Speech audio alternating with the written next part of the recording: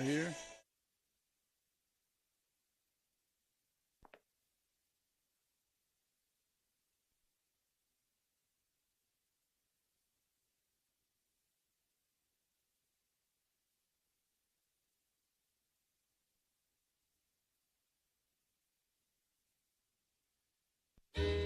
Hey neighbors, Pawpaw's Campers has plenty of new 2022 models still in stock with full factory warranty remaining. Check out this new 2022 Rockwood 2883 WS fifth wheel MSRP $86,002 on sale for $54,829. And a new 2022 Four Winds 25M Class C Ford chassis Murphy bed and full rear bath MSRP $140,540 reduced to only $84,856.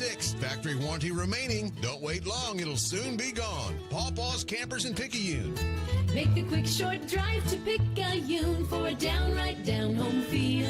Great service, great price. Now isn't that nice? You're gonna love the way we deal. Pawpaw's Campers City in Picayune. Yeah, boy. Yes, sir. Yes, ma'am. You're gonna love the way we deal. Welcome to Maroon Tide Baseball, coming to you live tonight from Kent Kirkland Field, home of the Maroon Tide, as we get ready to play game number 4 of the season between the Picayune Maroon Tide and the visiting George County Rebels. A little cross-play between 5A Districts 7 and 8. Tim Kraft, Tommy Upton here. Tommy, on a beautiful night for baseball. Quite a difference than it was the last time you and I got together last Friday night in Hancock. Man, it was frosty last week. We like to froze to death both times, really, at Pearl River Central. But you are right. It is a beautiful night tonight here at the Kirk. It's a beautiful green grass, man. The turf looks great.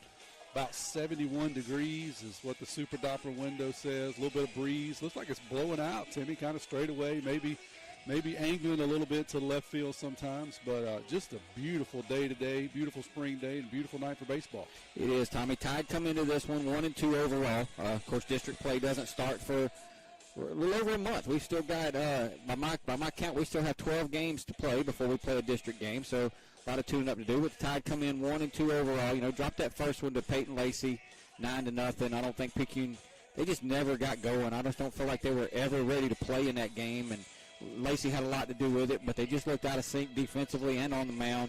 They came back against Hancock Friday night. Still didn't play as well as I believe they think that they can play, but they fell behind. But, in that 5th inning, we strung a bunch of hits together, the middle of the lineup, and it started with Lumpkin. Lumpkin led off with a walk, and then the next thing you know, Moreau, King, Kraft, Robertson, they all get 4 consecutive hits, and the Tide score 5 runs in that inning, and they hold on to win it 7-6. And then on Saturday, the Tide traveled to Gulfport to play the Admirals. Gulfport has basically, they'll tell you, they think they have one of the best, if not the best team they've ever had there in school history this year. And the Tide went there and had to face their number 1 arm, Josh Lee. He's going to play for Matt Reiser, and we saw why. But the Tide battled in that game and lost 5-2, but had opportunities, so played a lot better, but still a lot to get better on. That's right. Yeah, there was a lot of things last week that we certainly could improve them on. And we watched them improve from Monday night until Friday night. So there was no doubt about that. There was some improvement. We hit the ball better, played a little better defense, and Brady did a good job pitching Friday night. He struggled a bit first couple batters. I think he walked the first 2 and kind of got in a little bit of a hole, but he honestly seemed to get better as the game went on. We were kind of worried about his pitch count, but, man, he just seemed to get stronger and stronger. And we know that's what kind of guy he is. We watched him do it last year. He often struggled early and then settled in and could just keep going and going. Go back to Monday night. Tanner never really seemed to get in a good rhythm. Didn't pitch poorly at all, but never really seemed to get in a good rhythm. And then offensively, you're right, we were just out of whack all night long. Take nothing away from Lacey. He was throwing mid to low 90s all night long, had a great curveball, and he kind of baffled us really all night. So you tip your hat to him. We played some much better baseball Friday night. And then I wasn't there Saturday, but listened to about 3/4 of the game. Sounded like we played some pretty decent baseball there, too. Cooper pitched a pretty good game. But as you said, they ran into a really, really good ball club, and they kind of outlasted us there. Yeah, Tanner Busby will go tonight. He not making excuses, but he pitched last week, coming, one day removed from strep throat. We kind of fought that as a team last week. I think we had 3 or 4 kids who actually had it. Tanner had it. Kyler had it. Justin Stockstill. Those are the kids that I know for sure that had it. There was probably a couple that I don't know about that had it. So Tanner's back from that. He pitched a little bit in relief. He got 1 inning in relief on Saturday, but he's still not where he wants to be. But he's going tonight, and he's going to be, he's going to be the Tides guy. He's going to be our number one for the time, for the foreseeable future on Tuesday nights when we play and get into district play, and for the next couple of years. And we know what he can do. He's just got to put it together. That's right. Yeah, he's definitely got all the tools. He's improved pretty dramatically from last year to this year in his velocity, and he looked pretty good with his control the other night. Didn't have bad control. Wasn't sharp though, and that's one thing that you obviously have a much longer history with Tanner than I do. I've got to watch him for the last 2 years, this being the third.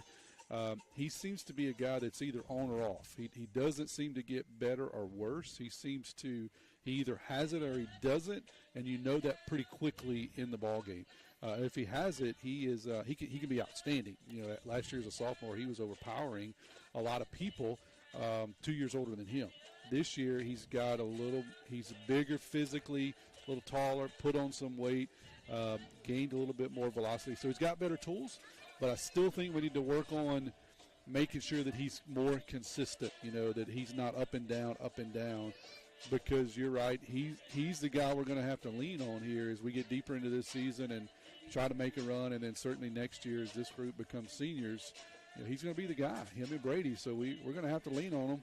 And, he's got big shoulders. He can do it, but I hope we can work on his consistency a bit. And I hate to keep harping on the pitching, but it's such a huge part of the game. One thing I went back and looked, we through the first 3 games, the Tide have walked 8 batters, struck out 22. That's a decent ratio. You'd like to be around 3-1, 22 strikeouts, 8 walks, but 11 hit batters. That is the one thing we've got to get better on. 11 hit batters, and we've committed 9 errors in 3 games. Got to clean that up. Yeah, no doubt about it. We talked about that quite a bit last week. That was really the issue. It seemed that just about every inning started off with either a walk, hit batter, or an error. And the leadoff run scores about 187% of the time when you put them on. So we just got to do something there with being a little more aggressive, not hitting folks, and also not giving away free bases to start the ball game or start the inning, because it always seems to come back and bite us. Offensively, we feel like we're going to be a lot better. We were pretty decent last year at the end of the season. I mean, we really got hot. I mean, we lost in Game 3 to South Jones, and they had to score 8 runs to beat us. So we got hot offensively, and we feel like we're going to be pretty good offensively this year. It's been hard to gauge because we've hit 20 innings of baseball, and 12 of those 20 innings has been against Lacey or Josh Lee. So it's kind of hard to gauge how this offense has done to this point. That's right. That's exactly right. Yeah, we've definitely seen some great competition. And looks like we're going to see some more tonight. It doesn't get any easier tonight with these guys. Nope, doesn't. So yeah, I think that competition will pay off later in the year. It's kind of painful now, but it'll pay off a little later. As I don't know that we'll face anybody that throws any harder or better than those 2 guys we've seen already, and then this guy tonight is no pushover himself. Right, Brody Howell. He will be going tonight for George County.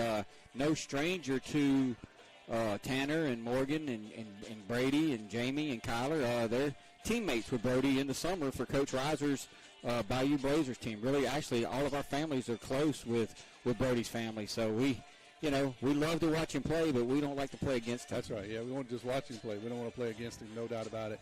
Yeah, these guys have a good ball club. Played them last year. They're tough. They're definitely playing in a tough district over there with East Central, Van Cleve. Those guys over there. Defending state champion in East Central, and last I saw they were 4 or 5-0 to start the season again. I think actually, is it tonight East Central Van Cleve are playing, or is that tonight they're playing? No, Plover Central plays Van Cleve tonight. Okay, it must be next week. East Central played West Harrison last night, won that game by the score 6-1. Wow. Yeah, so East Central played West Harrison last night. George County comes in 3-0, Kevin. They beat Long Beach twice last week, 10-9 and 7-6. And then they turned around and played a team called Baker. And all I can figure is that's Baker, Louisiana. That's all I can figure. Baker High School out of Mobile. It is a 7A school.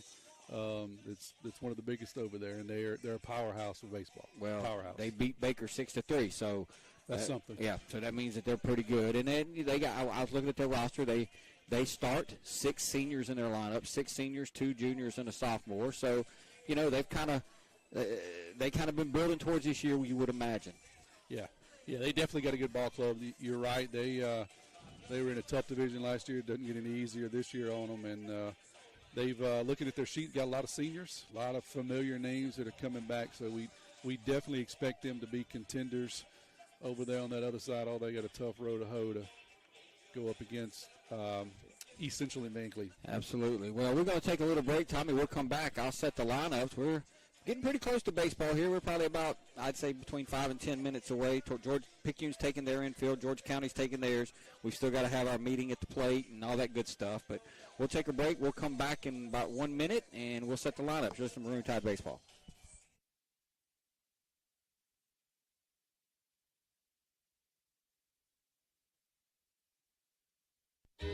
You can say goodbye to the guesswork. We make it easy as 1, 2, 3.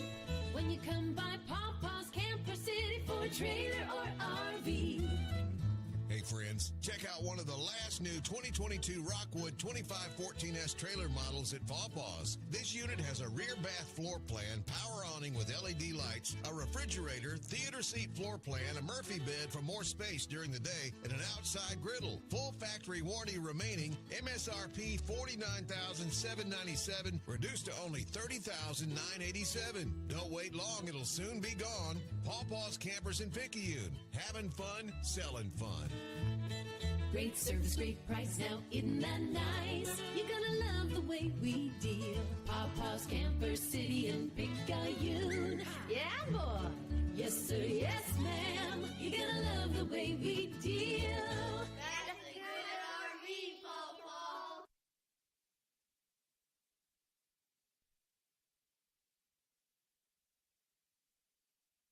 Pearl River Community College has been providing a quality education to the people of South Mississippi and beyond for the past 110 years. If you or a family member is an alumnus of this great institution, we invite you to support future PRCC students through the PRCC Foundation Scholarship Program. Honor or memorialize a loved one or identify your support for the college by creating a scholarship through the PRCC Foundation with your tax-deductible financial gift. Call Delana Harris with the PRCC Foundation office at 601-403-1191 and make a financial investment in a young person's future at Pearl River Community College.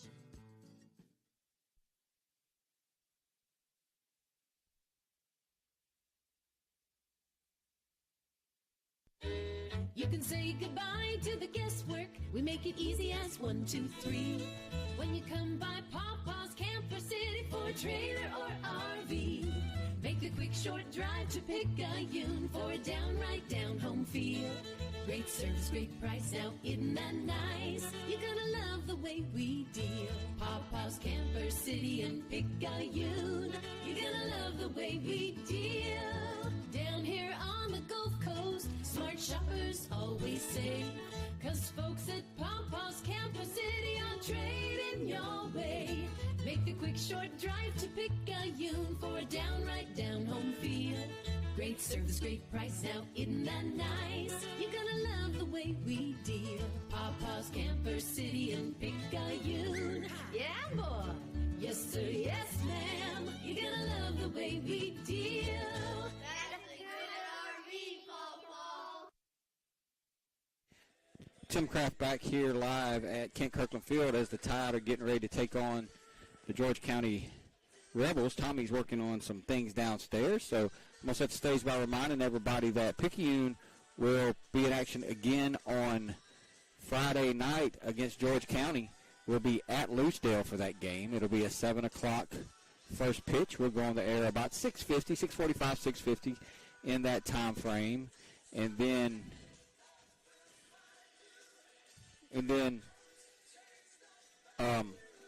following our game, or at some point in time during our game, we will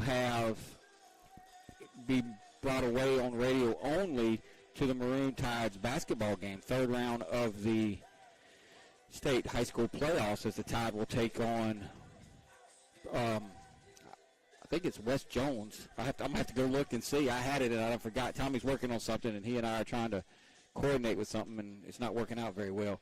We're going to play at 8:30 at Pearl River Community College. So the Tide will play at 8:30 at Pearl River Community College on Friday night with a chance to go all the way to Jackson to the Final Four. So here's the starting lineups for tonight's game. First, for the visiting George County Rebels, leading off, playing center field, number 11, Gage Reeves. Batting second and pitching, number 18, Brody Howe. Keep messing with it. Batting third and catching, number 19, Clay Freifogel. Batting fourth at shortstop, number 12, Jacob Eubanks. Batting fifth at first base, number 14, Tate Davis. Batting sixth at third base, number 17, Tanner Odom. Batting seventh, playing left field, number 6, Ben Davis. Batting eighth at right field, number 10, Case Crawley. And batting ninth at second base, number 4, Braxton Slay. So for the visiting Rebels, the top three has Reeves in center, Howell pitcher, Freifogel catching. Middle three has Eubanks at short, Tate Davis at first base, Tanner Odom at third. Bottom three, Ben Davis in left, Case Crawley in right, Braxton Slay is at second base. For the homestand Picayune Maroon Tide, leading off, playing second base, number 13, Jamie Lumpkin. Batting second, playing third base, number 7, Cooper Moreau. Batting third is the shortstop, number 10, Kyler King. Batting fourth, first baseman, number 12, Morgan Kraft. Batting fifth in right field, number 21, Brady Robertson. Batting sixth and pitching tonight, number 8, Tanner Busby. Batting seventh behind the plate, number 15, Landon Watts. Batting eighth, playing left field, number 20, Peyton Wells, the Tide's lone senior. And batting ninth, playing center field, number 11, Parker Helton. So for the Tide, top three, Lumpkin second, Moreau third, King short. Middle three has Kraft at first, Robertson in right, Busby on the mound. Bottom three has Watts catching, Wells in left, Helton in center. So that is the starting lineups. Tommy, I think we kind of fixed it. Oh, I'll touch it down. It's looking a little better. Yeah, looking a little better. We're trying to work on the stream a little bit. Having some problems with some cameras and nets, but I think we got it fixed up, and we're working on things here. Technical issues. So, Tommy, this George County team comes in. They beat the Tide twice last year, qualified for the playoffs. I think they got into the second round. They advanced as far as Picayune did, but, you know, they bring back 6 seniors. So, you know, this kind of figures to be the year that they're playing for. And, you know, Picayune, a lot of guys that's played, a lot of experience now. So, you know, you're younger than these guys, but I expect the Tide to come out and play hard in the home opener and battle tonight. And I just got to talk about how good the field looks. No, you're exactly right on that, Timmy. It's a lot of work been done. I love the work on the backstop. I don't know if you talked about that while I was down. I have not. Jiggling with cameras. But you guys shortened it up this year, took away a little bit of the 250 yards behind the home plate that it seemed like you're always playing with, and made some fixed seating. I know we're still waiting on that seating to be installed. Talked to Coach Feely about that today. It's going to be beautiful. I tell you, I just love it. Nice new netting back there, half brick wall, and then we got some beautiful new turf around home plate. The grass is green. I'm telling you, been pouring the fertilizer to it because it looks good. Just looks good all over. So it's a beautiful day. It's a great opportunity here to play a little baseball. And yeah, I want to just kind of reminding everybody about the schedule. The Tide will go to Lucedale Friday night, and they'll take on the same George County team. JV will go at 5. We'll have radio at 7. First pitch at 7. We're going a little early. Then on Saturday, we'll go to Hancock for a 1 o'clock first pitch against the Hawks, and then we'll roll into next week, Tommy. So it's going quick. It starts early. So that's this weekend. You know, that's this week scheduled for Picayune. Yeah, you're right. It does seem like, man, we started early. It was, you know, mid-February, but it won't be long. We'll be late April playing in playoffs somewhere, and hopefully we make it to about the 7th or 10th round or something like that. Yeah, sounds good. Well, look, we're going to take a break. They're going to do the lineups. They're going to run the anthem. Tommy, we'll come back after the anthem plays, and we'll be ready for baseball. Sounds good. It is some Maroon Tide baseball.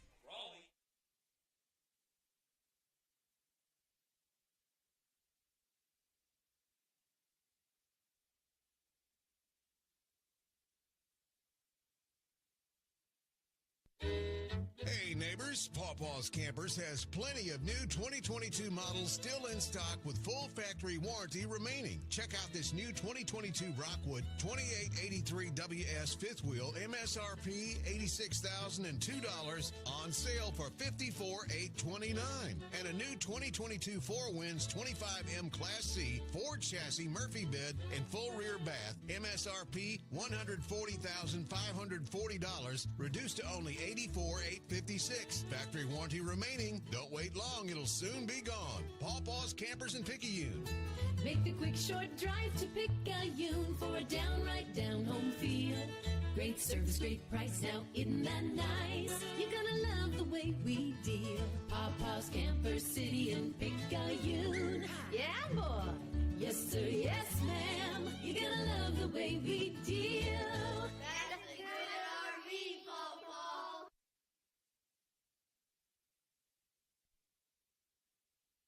Are you or someone you know looking to take your education to the next level? Pearl River Community College can help. Whether you're looking for a true college experience or you want to jumpstart your career, Pearl River has you covered. PRCC strives to remain affordable and accessible to help you regardless of where you are on life's journey. With face-to-face, hybrid, and online courses, Pearl River meets you where you are. Visit prcc.edu/admissions or call 601-403-1000 to rise with the river.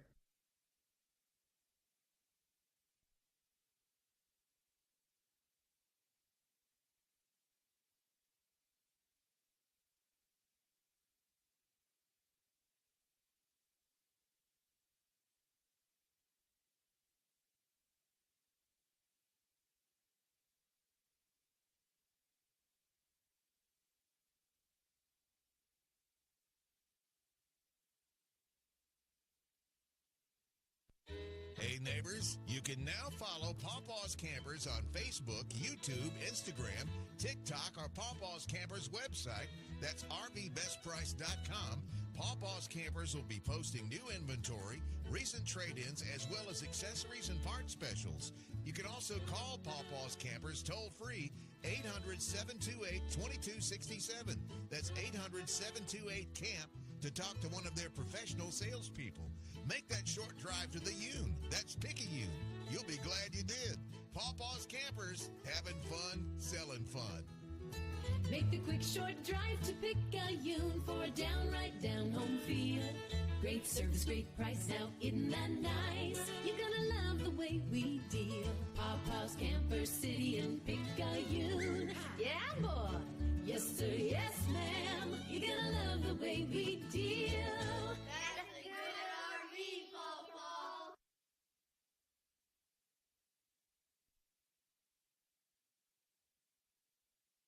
Pearl River Community College has been providing a quality education to the people of South Mississippi and beyond for the past 110 years. If you or a family member is an alumnus of this great institution, we invite you to support future PRCC students through the PRCC Foundation Scholarship Program. Honor or memorialize a loved one or identify your support for the college by creating a scholarship through the PRCC Foundation with your tax-deductible financial gift. Call Delana Harris with the PRCC Foundation office at 601-403-1191 and make a financial investment in a young person's future at Pearl River Community College.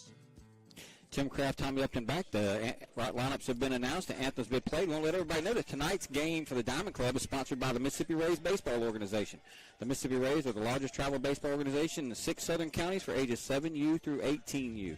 For more information, check them out on Facebook at MS Rays Baseball. So that's the Mississippi Rays, and they are the Diamond Club sponsor of the game tonight, Tommy. They actually were responsible for our kids eating a little Dixie Q today. Well, I tell you what, if Morgan doesn't do anything, then Colt has held the Kraft name high tonight. He threw out that first pitch as a member of the Rays, and he threw out the honorary first pitch, and it was a fiery strike right down the middle. So Colt has held the Kraft name high. Morgan can relax, and he can just play baseball tonight. Yeah, so Tanner Busby's out there warming it up for Picayune. His battery mate tonight behind the plate is the fellow junior, Landon Watts, the right side of the infield. A couple more juniors, Morgan Kraft at first, Jamie Lumpkin at second.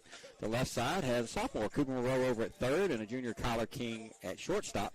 Out in center field tonight, dead center is a sophomore, Parker Helton. And he'll be flanked in right and left by the Tide's only senior, number 20, Peyton Wells, and then right by another junior, Brady Robertson. And that's the way Picayune will line up defensively tonight. And number 11, Gage Reeves, is going to lead it off for the George County Rebels. We're about ready for baseball here, Tom. Let's do it. We'll let everybody know the first pitch of every half inning brought to you by FNB Picayune, your hometown bank, hometown community spirit, hometown community pride, and FDIC. Got that out of the way, Tom. There you go. Always a mouthful to start off, but you do a good job. It is. So Gage Reeves is going to step in, and he'll face Busby. And one thing I know about this George County team from last year, they hit the baseball on us. I'll tell you what, their junior varsity did. They're swinging a pop-up. It's over on the first base side. Morgan's coming over, and Morgan, Did he get it? I can't tell if he made the play or not. He was up against the fence. He tried to reach over the fence out there, and I don't think he came up with it. It must have gone out of play because I don't see the ball. Yeah, no signal from the umpire, so it was right in the corner of the dugout and kind of behind our view here. Yeah, I think it went over the fence just barely because they never threw it back in play, so it had to go over. So it'll be no balls and one strike now. And here's the 0-1. Swing and a miss at a fastball. No balls, 2 strikes. So Busby didn't really have a lot of trouble last week getting in front of guys. It was finishing it off. That's right. Yeah, he seemed to struggle once he got ahead in the count. 0-2 going to be chopped over pitcher's head. Kyler's going to come in and field it and fire it to Morgan. And that'll be the first out of the inning. Good play by Kyler. Good stretch by Morgan. It was. That's what you want. Weak ground ball up the middle. Kyler did a good job. Got it to first. Morgan had a stretch, and we get an out. That'll be the first out of the inning. That'll bring up number 18, Brody Howell. He'll be the pitcher tonight. Like I said, Brody, good friends with, pretty much half the lineup out there. Yeah, nothing against him. We just we wanted him to have a good night. Love his family. Good people. Really good people. Brody's going to Colin to play next year. Going to go take his talents to Colin. All right. Here's the pitch to Brody outside of ball. A little thing about Colin most people don't know, they're doing a complete refurbish of their baseball facility. They just got turf about a month ago. Beautiful turf. They tore down all their grandstands. They're building new ones, so they're improving over there. New and improved. Yeah. Swinging a foul back. And I see a lot of these junior colleges doing that. You know, Pearl River Community College kind of was the first one to get up there and get those top-notch facilities, Tom. And, you know, look what it did for them. That's right. You know, and now you see East Mississippi did it with Scott Osserbrooks up there, swinging another foul back. It'll be 1 ball and 2 strikes. As Osserbrooks got the turf up there for East Mississippi, now Colin's got it. Gulf Coast got it. So you Seems think to be that the trendy thing. it does, and you think that JUCO league's tough now? Just wait. No doubt about it. 1 ball, 2 strikes. No doubt about it. They play big boy baseball. They absolutely do. Tanner going to bring a 1-2 to Howe. Swing and fouled it right over the top of us. I think Tanner got away with one right there, Tommy. I think he hung that one. He did. He tried to sneak a breaking pitch in there, but it just didn't break, honestly. Kind of stayed up in the zone, and luckily we just fouled it back. Tide have given up a run in the first inning of the first 3 games. It'd be big not to give up one here. Call, strike 3 on a breaking ball. That looked a little bit high to me. Howell don't believe it. Howell's talking to himself, going back to the dugout. And if the pitchers get that call tonight, Tommy, we're gonna be here quickly. We'll be out. Yeah, you're exactly right. It was a little elevated, but it was a good pitch. We are a little biased over here on this side, but we'll take it. Yeah. So that'll bring up the 3-hole hitter. And one thing I know about Hancock is they're going to have a Nikes, a Ladner, or a Cuevas, probably multiple of them. There's going to be a ball upstairs. And George County's going to have a Freifogel somewhere, and he's going to be good. He's going to be a good ball player. That's exactly right, and they got one, and he is. I mean, and I'm just going to say this about George County, swinging a foul out of play. When them Freifogels decided to just, like, plant roots, Descend, it was just there. Like, you don't That's right. You don't see Freifogels anywhere else. That's exactly right. They are clustered there in Loosedale. They are. 1 ball, 1 strike, 2 outs. Here's the pitch to Freifogel. That's going to be upstairs a ball. 2 balls, 1 strike. Tanner's working in a lot, if you notice, Tommy. A lot of times these high school pitchers and coaches, they'll try to stay away from hitters, but Tanner's throwing a lot of inside. He is. He's working the ball in and out and had a good breaking pitch.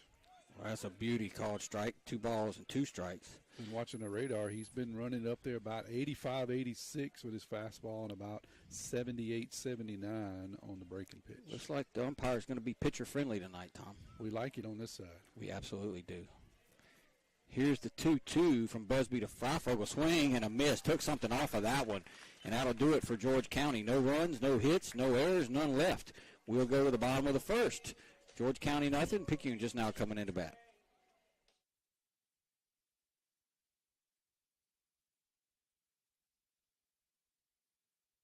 Our area is a great place to live with a quality of life that many would envy. People are friendly. It's a great place to raise a family. At FNB Picayune, we serve the credit needs of this area. The money to make the loans comes from your investments with us. In turn, we reinvest your money in the local economy to send kids to college, finance new businesses to create new jobs, build new homes, and much, much more. At FNB Picayune, your money is used to support our local needs. FNB Picayune, your hometown bank, member FDIC.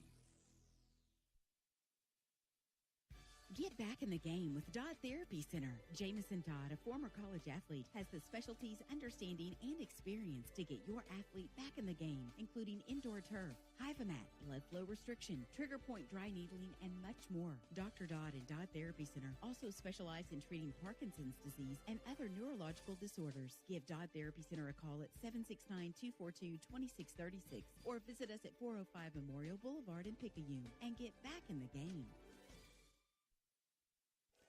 Tim Kraft, Tommy Upton here as we go to the bottom of the first inning. Pretty good start for Busby, Tommy.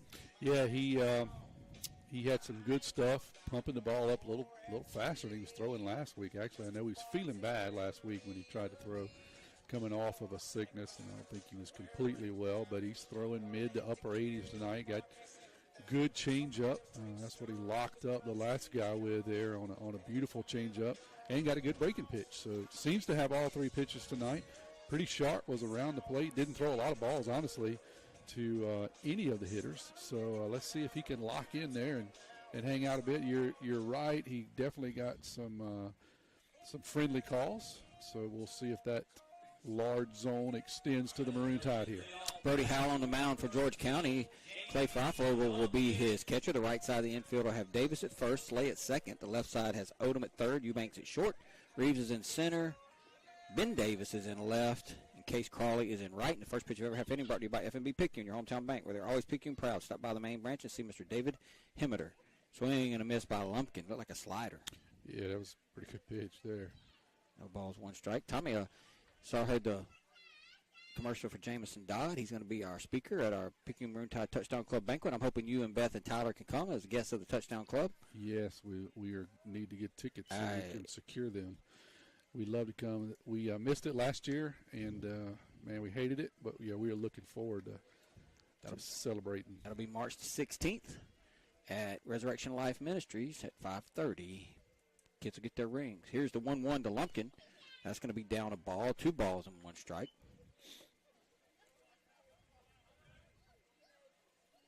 Tide are in some new uniforms. They're all white with the logo on the pockets. Called strike to Lumpkin 2-2, and maroon piping down the pants. I kind of like them. Yeah, it's the first time to wear these this year, right? Yes, these are brand new. Look good. I like the hat, all white hat with a maroon bill. 2 balls, 2 strikes to Lumpkin. Swing and a miss, and that'll do it for Jamie as he strikes out for the first out of the inning. Jamie got up 2-1 in the count, and what did him in, Tommy, was he took the 2-1 pitch. I mean, it was borderline, but he took it. Yeah, you're right. He took that 2-1 pitch, let Howell kind of catch back up at 2-2, and then he threw him 2 pretty good curveballs there to retire him. That'll bring up Moreau now. Cooper's been swinging a pretty good bat here early in the season. He has. He's going to foul this one off over the Tide dugout. No balls, 1 strike.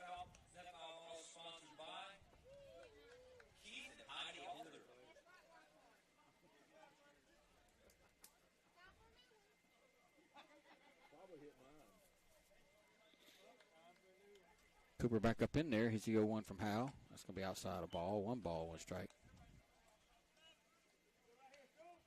Looks like Howell's got a slider, a fastball, and a change maybe, Tommy. Yeah, he's throwing about 84, 85 on the gun, but he's got 3 or 4 different off-speed pitches.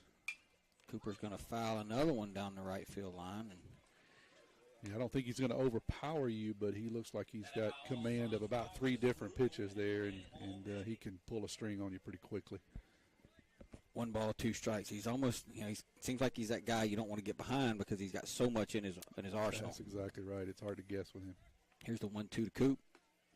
That's going to stay outside. He tried to backdoor him. That was a nasty breaking pitch there. Started out middle of the right-handed batter's box and he tried to backdoor it, just didn't quite get it to snap, but that joker broke about 18 inches. 2 balls, 2 strikes to Coop.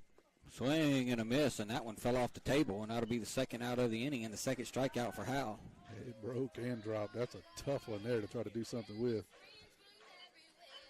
Cooper's telling King, hey, hit a fastball if you can. Don't try to get any of that number 2 stuff. It's nasty. Yeah. And that's what, that was the Lumpkin at bat. That's what we're talking about. He got ahead in the count 2-1, got a fastball. I mean, it was a borderline pitch, but, when Jamie starts thinking about that at bat, that's going to be the one he wishes that he would have went after. That's exactly right. You got to hit something when you're ahead. If you get somebody with this many pitches, try to get a fastball early and pound it. So here's King now.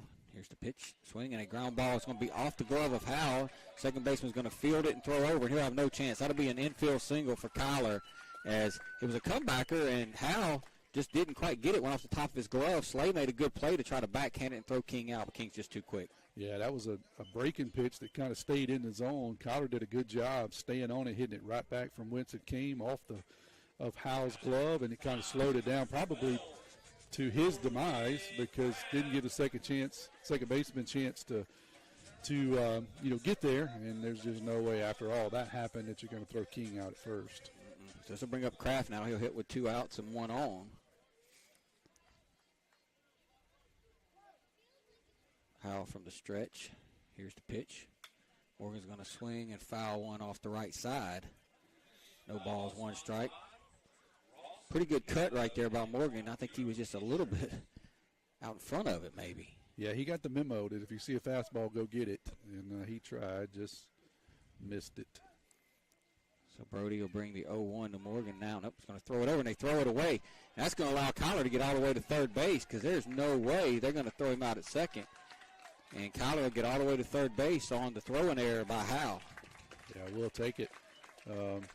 Tried to pick him off, just errant throw, and when you throw it away down there, you got a lot of room here to play with.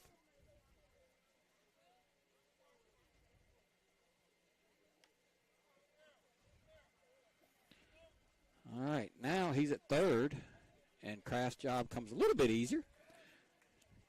No balls, 1 strike. Just got to find a way to put it in play. Morgan moved out of the way, and umpire said that ball broke in for a called strike, so now he's really in a bind, down 2 strikes in the count. Yeah, that's a nasty pitch. He's got a really good slider. I got a good view of it, and it's breaking 18, 20 inches. Morgan goes chasing that one, and what screwed him in that at bat, Tommy, was he fouled off the first pitch, and then he looked stupid. Yeah, he missed the fastball, and I tell you what, I don't know about looking stupid, but he looked pretty poorly at some really good pitches. That'll do it for the first. Picayune wastes an opportunity. No runs, 1 hit, 1 error. They leave 1. We'll go to the second. Scoreless.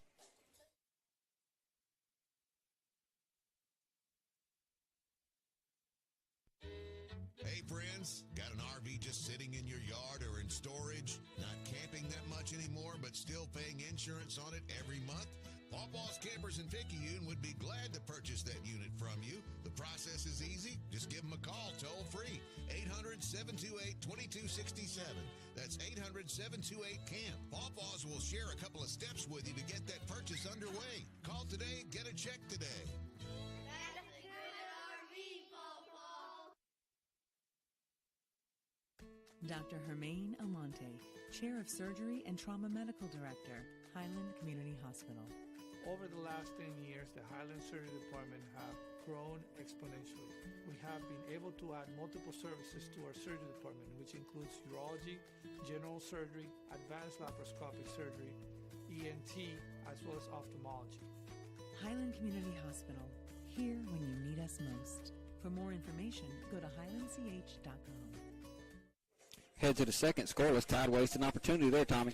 Yeah, Kyler got a pretty good breaking pitch that he was able to hit right back at the pitcher, get on. They throw it away over to first on the try to pick off play, throw it away. Kyler gets into third, but 2 outs when all this takes place. Morgan fouled off a pretty good fastball to start the at-bat, and then he got 2 nasty breaking pitches that is difficult for anyone to hit, and he's unsuccessful, so we leave Kyler standing at third. Yep, got to be able to put the ball in play with runners at third base, give your team a chance. We'll go to the second inning, and the first pitch of every half inning is brought to you by FNB Picayune, your hometown bank, the place for all your banking needs. Susan Wilson and her staff are ready to service you at their North Picayune branch on Cooper Road.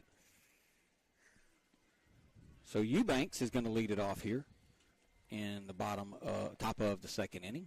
And here's Busby's pitch, and Eubanks shows bunt, and it gets to the backstop. 1 ball, no strikes.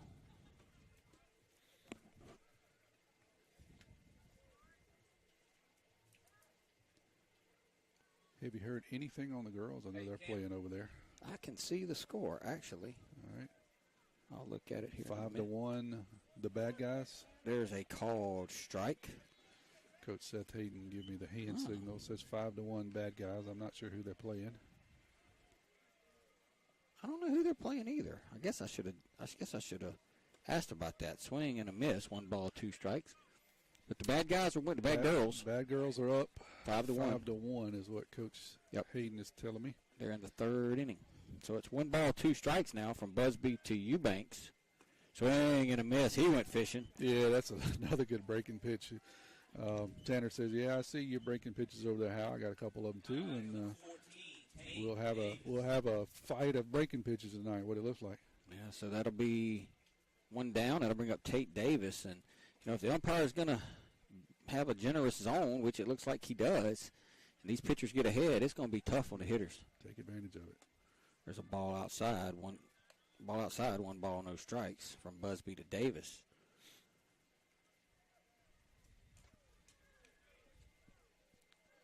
Here's the 1-0. Called strike. 1 ball, 1 strike.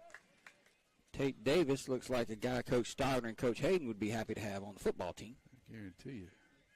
Good-looking kid. Here's the 1-1. Swing, and he hits that one towards the gap in left center. Parker Helton's going back, and he can't make the play. And that'll be a double as Davis hits a double. I thought Helton had it. I don't know if he took a bad angle or if that ball was just hit hard enough to where it got over his glove, Tommy. Yeah, I'm not sure either. He looked like he had, he was there in plenty of time, just couldn't secure the catch. So I'm not sure if he lost it in the lights or what, but it looked like he got there in time, just couldn't pull it down. You gonna score that a double or error? I got to give him a double on that. Okay. That was a tough play either way it goes. Okay. Got to give him a double on that. He did have to run a long way. Yeah, he ran a long way. I really thought he got there, but, maybe it just was one of those situations. We can't see there's a called strike to Odom. One of those situations where we just really couldn't see, how well the ball was hit. He was moving. Yeah, he was trucking. No balls, 1 strike. Here's the pitch. Swing and a high chopper to Moreau at third. Moreau's going to field it and fire it over to Morgan, and that'll be the second out of the inning. Good job by Cooper to get rid of that ball quickly. He did. Big high hopper. He had to throw the ball quickly because it was such a high chopper. So good job getting the out, but it does let the runner advance. Yep. Davis goes to third. Now Ben Davis, I don't know if they're related. He'll bat.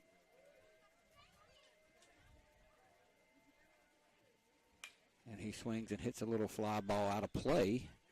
No balls, 1 strike. Tate Davis is number 14. Ben Davis is number 6. Ben Davis is a sophomore. Tate Davis is a senior. So there's a possibility they're brothers. Probably so. Stranger things have happened. Yep. Davis waiting on an 0-1 from Busby. Swing, and he fouls it straight back. He had a good cut at that one. He had a good fastball there. Just couldn't quite catch up with it. Fouled it straight back. But he's down 0-2 here with 2 outs. Let's see if we can put him away and leave one of their dudes standing on third, too. Well, if he would drag a bunt down the first base line, he could be safe. Morgan's playing in the grass back there. He has a lot of respect for him, no doubt. Davis asked for him. receives time. Big spot right here. You know, Watts has got to be able to block it up. Don't want a ball to get by you. Here's the 0-2. It's going to be a ball outside. 1 ball, 2 strikes. That's not a bad pitch there. 0-2. Busby trying to get him to chase just off the outside part of the plate. He does it.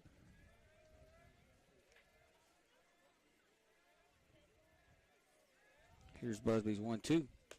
Way up and in. 2 balls, 2 strikes. So this is the pitch you want to get him here, Tommy, I would think. Whatever your best pitch is, you throw it 2-2, right? Yeah, you definitely don't want to go 3-2. So you're right. You want to go right at him in here with whatever you got in the arsenal. Here's the 2-2. And he leaves it outside. So Tanner got up 3-2, and it's almost like he's pitching defensively now. Yeah, you're exactly right. It looks a little bit different. It's almost as if he is defensively. I don't know if they're pitching around him intentionally with first base open. I wouldn't think so at his spot in the order. And it's going to be a walk. So he got up on him. Oh, and they're going to tag. They got the runner in a rundown. And Kyler, he's not going to outrun Kyler as they tag him out. I'm not sure what happened right there, but it was ball 4, and the runner took off towards the plate, and we had a little pickle there, but we got him. Yeah, we executed the pickle well. Yep. And got out of the inning. That'll do it. We'll go to the bottom of the second. Picayune and George County are scoreless.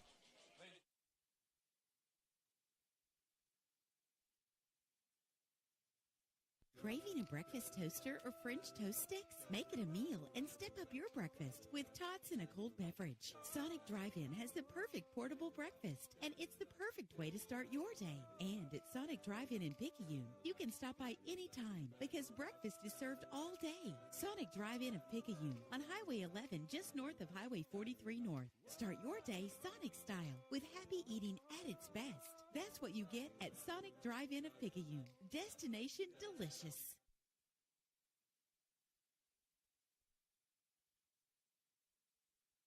When your roommate borrows your car every day, it might be a blind spot. And if something bad happens to your expensive collection of anything, it could be a blind spot. Even having people over to jump around on your trampoline. Yep, it also might be a blind spot. Blind spots are all the surprising things that might need more coverage that you weren't aware of. Good thing Allstate agents can help you find those blind spots while watching out for your wallet. Agent Jason Pyatt has offices in Poplarville and Picayune. The river is rising. Make sure you have the right coverage. Give the Pyatt Agency a call today. 601-798-7005. Subject to terms, conditions, and availability. Brady Robertson will lead off the bottom of the second for the Tide. Tommy, did you figure out what happened? How did Cooper end up with the ball? I did. So we're going to have to get this pitch, and then we'll try to catch everybody up. First pitch of every half inning brought to you by FNB Picayune, your hometown bank, where they always put you first. Stop by the South Branch on Memorial Boulevard and see Tracy Acker for all your banking needs. College Strike. Back to Brady. One of the issues with all this technology is we're both kind of looking down, scoring plays. Brady takes College Strike 2. And so what happened is with ball 4, runner on third, and got to give a shout out to Porter. He snaps a throw back to third, caught the runner at third, kind of with his pants down out there, and got him in a rundown. They executed the rundown well, got it back to Kyler on the second throw, and Kyler runs the guy down at home. So good job, Porter. That's twice this year, early this year, that he snapped throw behind a runner and caught him slacking. Swing and a miss by Brady, and that'll be the first out of the inning. That'll bring up Busby. Well, Davis, had he continued home towards the plate, probably would have scored. He would have scored because Moreau bobbled the ball. Yeah, Moreau was running and the ball was bobbling, but Davis had no way of knowing it. Right. And he stopped, and Moreau was able to get it to Landon, and Landon was able then to get it to Kyler, and he wasn't outrunning Kyler. That's exactly right. We'll take it. Sometimes we just need a break. Here's Busby now. Swing and a ground ball up the middle, and that's going to get into center field for a base hit. So Tanner did what Morgan didn't do and what Kyler did. He stayed in there on that break and that big curveball and just hit it back up the middle. That's exactly right. He had the same swing that Kyler did. Got a breaking pitch, pretty good breaking pitch. Kept his left shoulder down, drove the ball right back up the middle. And, leads off with a single. So Tanner says, not only can I throw curveballs, but I can hit them. Just keep pitching them. That'll bring in Landon Watts now. We do have a courtesy runner for Busby. That courtesy runner will be number 2, Justin Stockstill, as Watts steps in. That curveball, he throws Watts that curveball. That's right in his wheelhouse. Landon loves that ball inside. It's going to be upstairs a ball, 1 ball, no strikes. It's got good movement on it. He threw that curveball to Morgan 0-1. Morgan kind of backed out and it broke across the plate, allegedly. And, that's really what put him in the hole. But give Tanner credit. He hung in there and hit it. Landon chased a high fastball, 1 ball, 1 strike. Can't chase pitches against this guy. No, he looked like he was trying to guess there and said, okay, I'm going to get a fastball here. He did, but it was up in his eyes. 1 ball, 1 strike, 1 out. Here's the pitch to Landon. And he did go. And now he's down in the count, 1 ball and 2 strikes. And Coach Nicholson's going to have a conversation with Landon. Picayune right now, they're just chasing those breaking balls out of the zone. Yeah.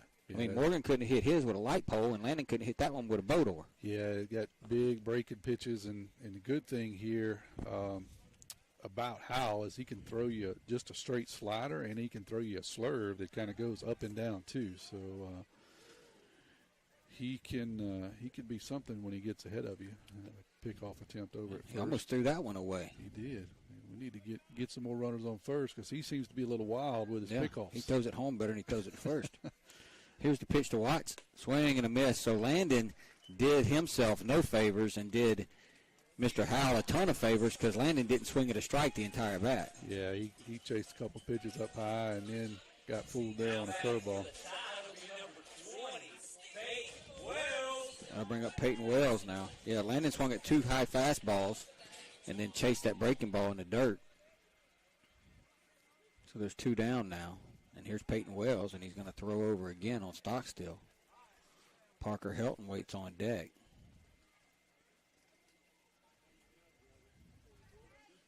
Big spot here for Peyton. It'd be nice if he could put something in play, keep the inning going. He takes a called strike, and Howell is throwing nothing but strikes. Yeah, he's kind of zoned in this inning, hadn't he?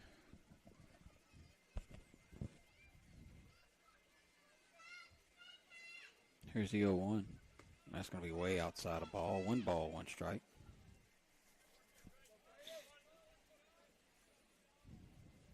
If you could get one up in the wind, Tommy. It ain't blowing hard, but it is blowing out there. Yeah, it definitely help you a little bit. Swing and a miss by Wells. They're going to throw back behind Stockstill, not close. 1 ball, 2 strikes. Come on, Pete.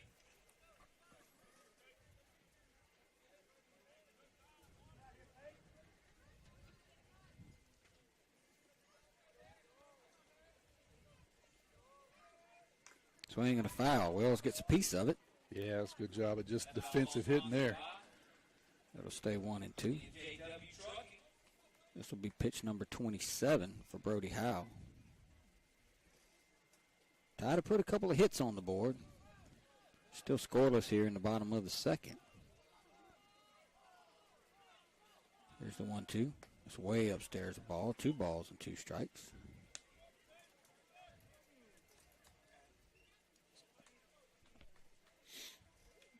Peyton adjusting his gloves.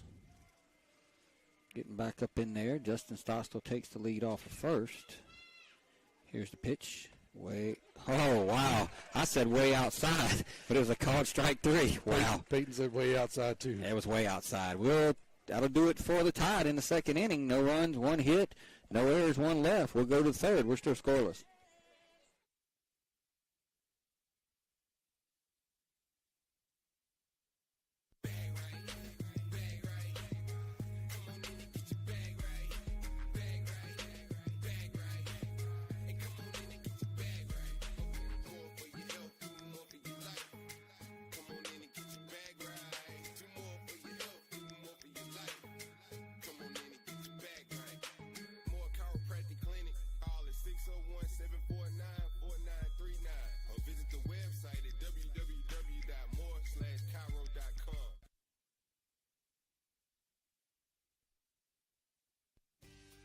First Place Express Car Wash in Picayune would like to say a huge thank you to their loyal customers.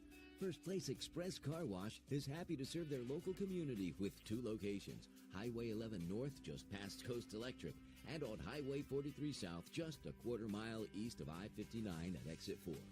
First Place Express Car Wash is locally owned and operated. You know they'll treat you right. Choose from any one of their car washes. Sign up for their monthly wash club starting as low as $20.99. Why do it yourself when you can let First Place Express Car Wash do it for you?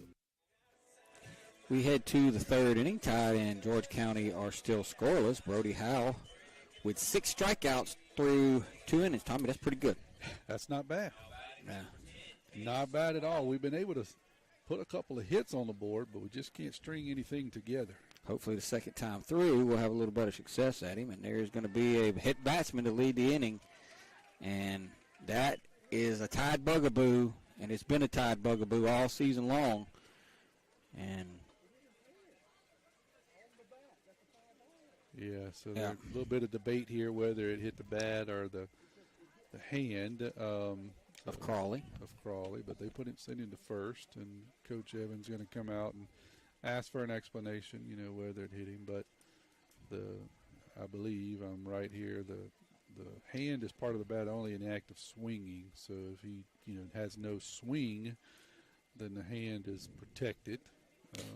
The umpires are going to have a powwow, but these typically never go our way. We want to let everybody know that tonight's Maroon Tide Touchdown Club Diamond Club game sponsors is the Mississippi Rays Baseball Organization. Mississippi Rays are the largest travel ball organization in the 6 southern counties for ages 7U through 18U.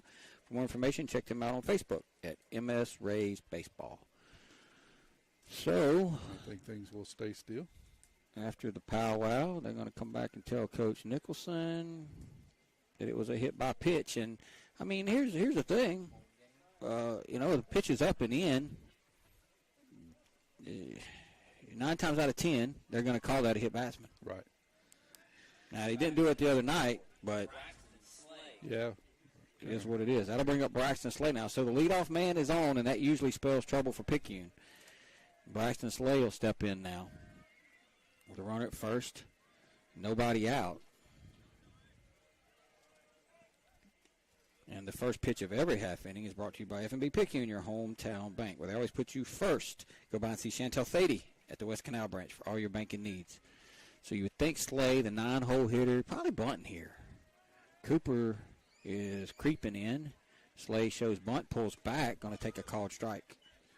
He does show and then pulls back to slash. I noticed they did this several times in the JV game. Same situation. Showed bunt, pulled back to slash. See if they're trying to hit a chopper, get the infield to kind of commit and come in. Here's the 0-1. He's not showing bunt this time. Now he does. Shows it late. 1 ball, 1 strike. Watts throws behind the runner, and he's back in there. So he showed it really late that time. Yeah, I think that was a legit bunt there. Not one of the Chris Davis specials.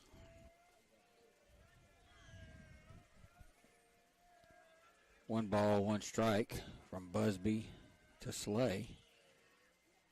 And he gets it down. Porter's going to field it, throw it to first base, and that'll be an out. And Morgan will fire it into second, but he'll be back safe. So a pretty good bunt, but a really good play by Watts. Yeah, it was. Not a bad bunt down the third base line. Watts comes out, has to make a clean field and throw, and he does to get the first out of the inning. So we got Watts to Kraft. We'll go back to the top, I'm pretty sure. That was Slay that just did that? Yep, with Reeves. We're back at the top. Here's the pitch. It's going to be a called strike. We're back at the top, right, Coach? Yep, we're back at the top. Gage Reeves. I was talking and didn't catch the number, but I was pretty sure I was right. Reeves grounded out to start the game. To King. Here's the 0-1. Way outside. Good job by Watts. 1 ball, 1 strike. Boy, you got to like the tools that Watts has back there. I mean, when he's quick, he gets rid of the ball quickly, Tommy. And he's got a good head, too. He makes good decisions so far. Swing and a foul. I've been impressed with his willingness to throw behind runners. A lot of younger catchers that don't have a lot of experience, they're a little scared to do that, and he ain't scared to sling it down there. It scares me. He might sling one wild every now and then, but he's not scared to throw behind you, and that's a good thing. Here's the 1-2 from Busby to Reeves. Oh, a beauty. Wow. Call strike 3. Wow. There's been some liberal strikes tonight, but that one was right down the middle. Yeah, that was a beautiful breaking pitch there. 1-2 from Busby. Painted the outside corner. Reeves can simply tip his hat and head back to the dugout. That'll bring up Brody Howell now. He struck out his first at bat. It was actually his at bat where he realized that might be a pitcher's umpire. He was a recipient of a couple of wide calls. And he's going to hit a fly ball out to right field. Brady Robertson's going back. Brady's going back. Whew, Brady makes the catch. I thought that thing might carry. Circus music. Yep, Brady goes all the way to the fence. He makes the catch. That'll do it for the Rebels. We're going to head to the bottom of the third. We're still scoreless.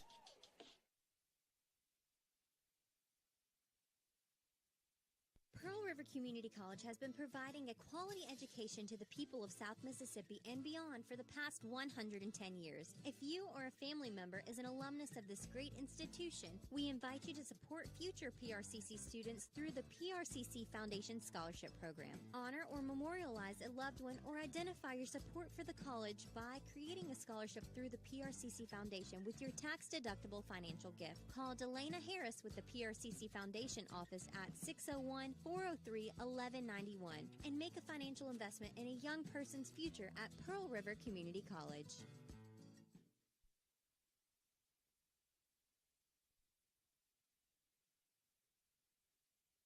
Physical therapy has evolved into specialized care for patients suffering from Parkinson's disease. Dr. Jameson Dodd with Dodd Therapy Center in Picayune is LSVT Big certified for treatment of Parkinson's disease. LSVT Big trains people with Parkinson's to use their body more normally and improves movements for any activity, whether small motor tasks like buttoning a shirt or large motor tasks like getting up from a sofa or chair or maintaining balance while walking. Give Dodd Therapy Center a call today at 769-242-2636 or stop by at 405 Memorial Boulevard in Picayune. We head to the bottom of the third. We are still scoreless here between Tide and George County. Picayune's had one runner in scoring position, and so has George County. The pitchers are doing a good job, Tom. Yep. Got good command of really all their pitches, and they're leaving folks on third base so far. Neither team's really been able to string multiple hits or anything together, so see what happens here. I was a little worried when that ball went off the bat of Howell. Brady was playing a little shallow, and I thought it might end up over his head, but Brady did a good job, got back, made the catch, but his momentum carried him all the way to the fence. Yeah, he kind of had to catch that one like a wide receiver over his shoulder, but he did in stride and pulled it in. Yeah, that would have been definitely trouble there. It would have went all the way to the corner if it would have got through Brady's hands. First pitch of every half inning brought to you by FNB Picayune, your hometown bank, the best service around with 4 locations to serve you: East Canal, West Canal, Cooper Road, and Memorial Boulevard. And there's going to be a ball upstairs to Helton. Just got to see if we can start getting ahead of Howell a little bit. Yeah, we'll definitely start hunting fastballs if you can. Helton just kind of squatted and stepped out and was swinging an off-speed pitch, it looked like. Yeah, it was ugly all the way around, honestly, so you can get a better cut here. 1 ball, 1 strike. Swing and a foul up the left side. Now it'll be 1 ball, 2 strikes, and another Tide hitter in the hole, Tom. Yeah, that usually means something that's curving one way or the other here. Probably ain't going to be straight. No. Parker fouls 1 back. I think be 1 ball and 2 strikes. Jamie Lumpkin waits on deck. So the Tide do play the high school basketball team playing the 3rd round of the state playoffs Friday night at Pearl River Community College against West Jones. I had it right. They play West Jones. So stay upstairs to Parker. That's a ball. 2-2 with a date at the big house. I listened to the last part of that game. I didn't catch the first part. How in the world did Picayune go like 60-17 or something? Oh, I called strike 3. I'm not so sure I believe in that either, but this umpire wants to get home early tonight. There's no doubt about it. Yeah, he's got a big zone. That was definitely not a strike. We'll leave it at that. So tell me about the first part of that game. How in the world did they – I don't know, say you get to the second round and you get beat like that. Did they just – Tide closed the first quarter on an 8-0 run. Then about midway through the second quarter, they went on a 20-0 run and had a 53-13 lead at the half. Scored 39 points in the second quarter. There's a beautiful breaking ball to Jamie Lumpkin. And Brody Howell's got everything working tonight. Yeah, including the umpire. Yeah, and that's hard. It's hard on your hitters. Here's the 0-1. Swing and a foul tip into the catcher's mitt. And now it's no balls and 2 strikes. Yeah, he's not overpowering. He's throwing low to gets up to around mid-80, which is nothing to sneeze at. But, man, his breaking stuff is something. Here's the 0-2. Swing and a miss. And that'll be strikeout number 8 for Hal. See if we can do something different this time. And it just goes to show you, I mean, we faced Josh Lee 90-plus all day Saturday, and he struck out 8 in 6 innings. Hal has 8 in 8 outs. Yeah. Yeah, he's definitely got the out pitch. If you get behind him, he's got the stuff to punch you out. Yeah. We're just going to have to hit from ahead. So here's Moreau, and Moreau gets a fastball. And I don't know, I mean, if you're going to get one of them, you better swing at it. Yeah, Moreau didn't get the memo because that's the one you want to pop right there. Yeah. Can't guess. No balls, 1 strike. Here's the pitch. It's going to stay outside of ball. 1 ball, 1 strike. Because it doesn't get any better from there. Did manage to even up the count, so if he can get ahead in the count here. 1 ball, 1 strike to Moreau. That's going to be up a ball. 2 balls and 1 strike. Now that's the same pitch he called a strike to a right-handed hitter earlier. It is. Seems to be a little bit different zone to the left-handers tonight. Here's the 2-1 to Moreau. And he took another fastball. And I don't know why we're taking fastballs, Tom.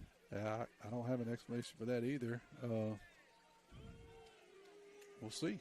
Picayune fans are not very happy with the strike zone. He ain't getting a fastball here, I wouldn't guess. Nope, he got a curveball, and it stayed outside. It'll be 3 balls and 2 strikes. So Moreau has run the count 3-2. Howell has thrown 42. This will be pitch number 43. Trying to extend the inning for Picayune. Here's the pitch. Swing and a ground ball back up the middle. Going to be a tough play. Shortstop's going to have 1 play. Bare hand, throw it over, and got him. Well, a good play by the shortstop. Better play by the first baseman. And that'll do it for the Tide. No runs, no hits, no errors, none left. We're going to go to 4th. We're scoreless.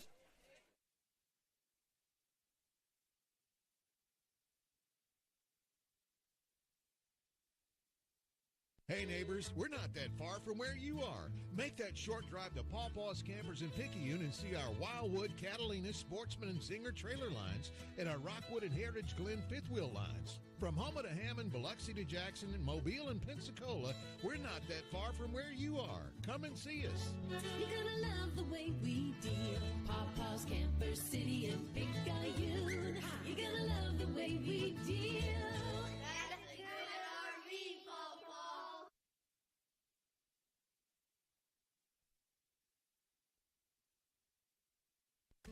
Haley Hayes, Regional Director of Pharmacy Services, Highland Community Hospital. The flu is a potentially serious disease that can lead to hospitalizations and even death. The best way to protect yourself from the flu is by getting your flu vaccine. Flu vaccines are recommended for everyone ages 6 months and older, and you can get one at your doctor's office and at many local retail pharmacies. Highland Community Hospital, here when you need us most. We go to the 4th inning, and Freifogel will be at the plate.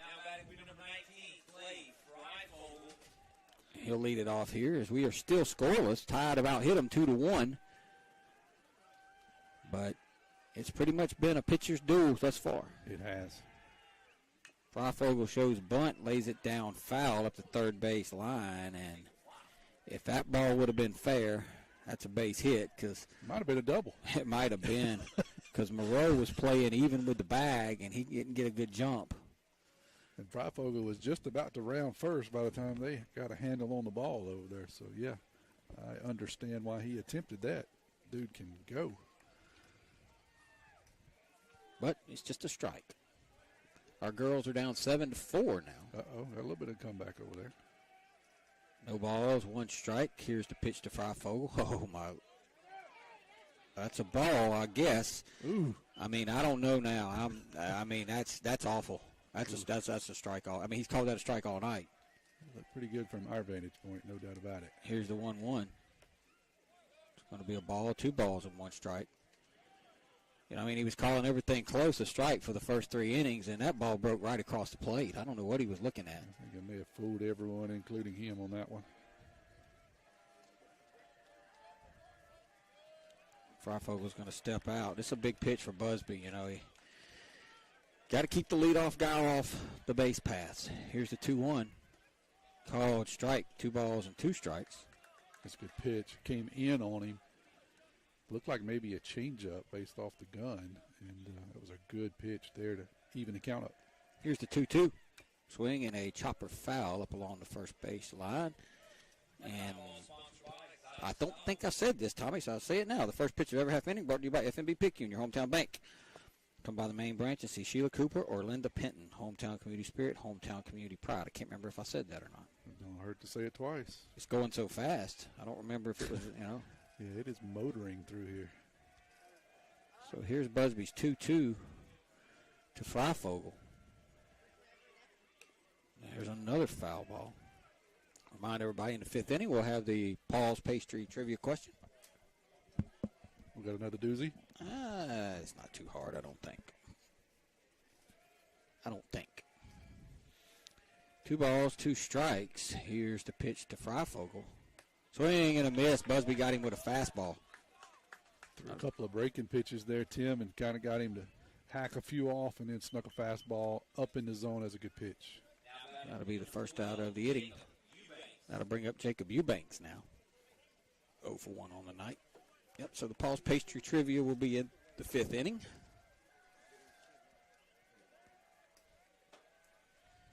Here's the pitch to Eubanks. It's going to be down a ball, 1 ball, no strikes. I'm just glad to see that missed call didn't cost a tie to base runner.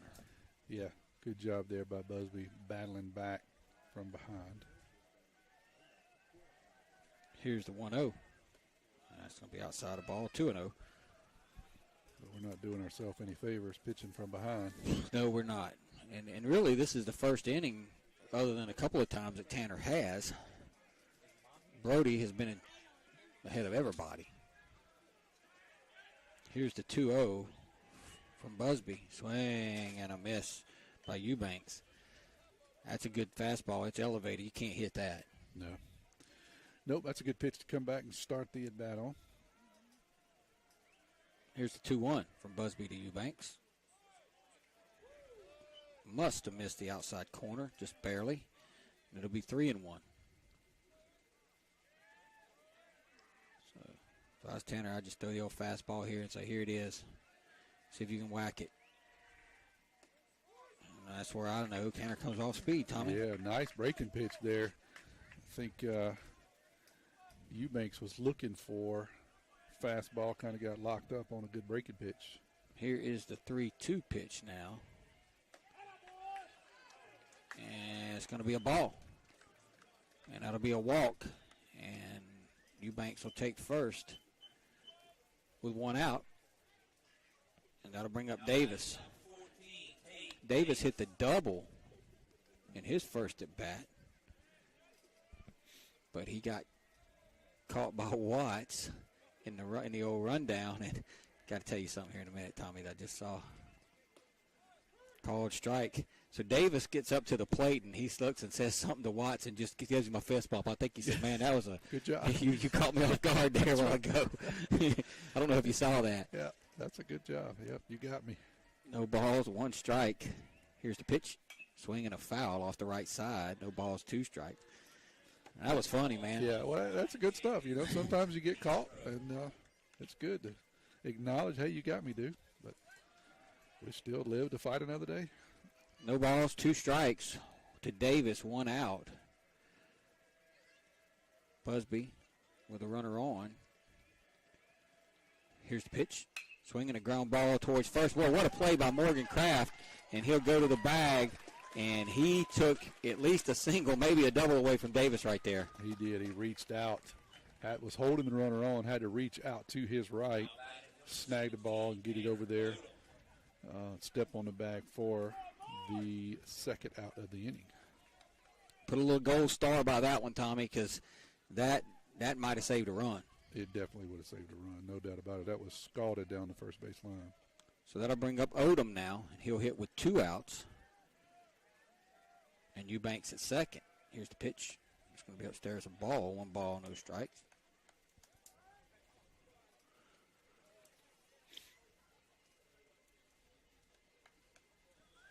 Tanner gets another baseball, puts a little dirt on his hand.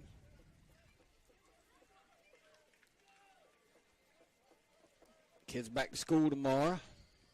Much to their chagrin. Oh, yeah. Colt can't stand it. Here's the 1-0. Going to stay inside a ball. Good job by Watts to try to bring that back in, but umpire wasn't having it. So now it's 2-0. Here's where a little danger comes. You worry about that big hole between Morgan and Jamie out there. That's a beautiful fastball on the inside. Called strike. 2 balls, 1 strike. Busby reaching back deep there. Get a little extra on the fastball.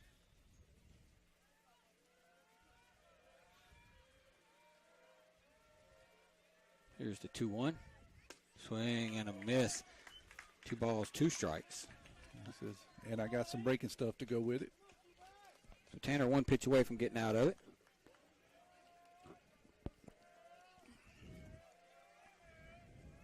Two balls, 2 strikes, 2 outs. Here's the pitch. Swing and a miss. So Busby comes back and strikes out Odom to get out of it, and we'll head to the bottom of the 4th. We're still scoreless. You listen to Maroon Tide Baseball. Craving a breakfast toaster or French toast sticks? Make it a meal and step up your breakfast with tots and a cold beverage. Sonic Drive-In has the perfect portable breakfast, and it's the perfect way to start your day. And at Sonic Drive-In in Picayune, you can stop by anytime because breakfast is served all day. Sonic Drive-In of Picayune on Highway 11 just north of Highway 43 North. Start your day Sonic style with happy eating at its best. That's what you get at Sonic Drive-In of Picayune. Destination delicious.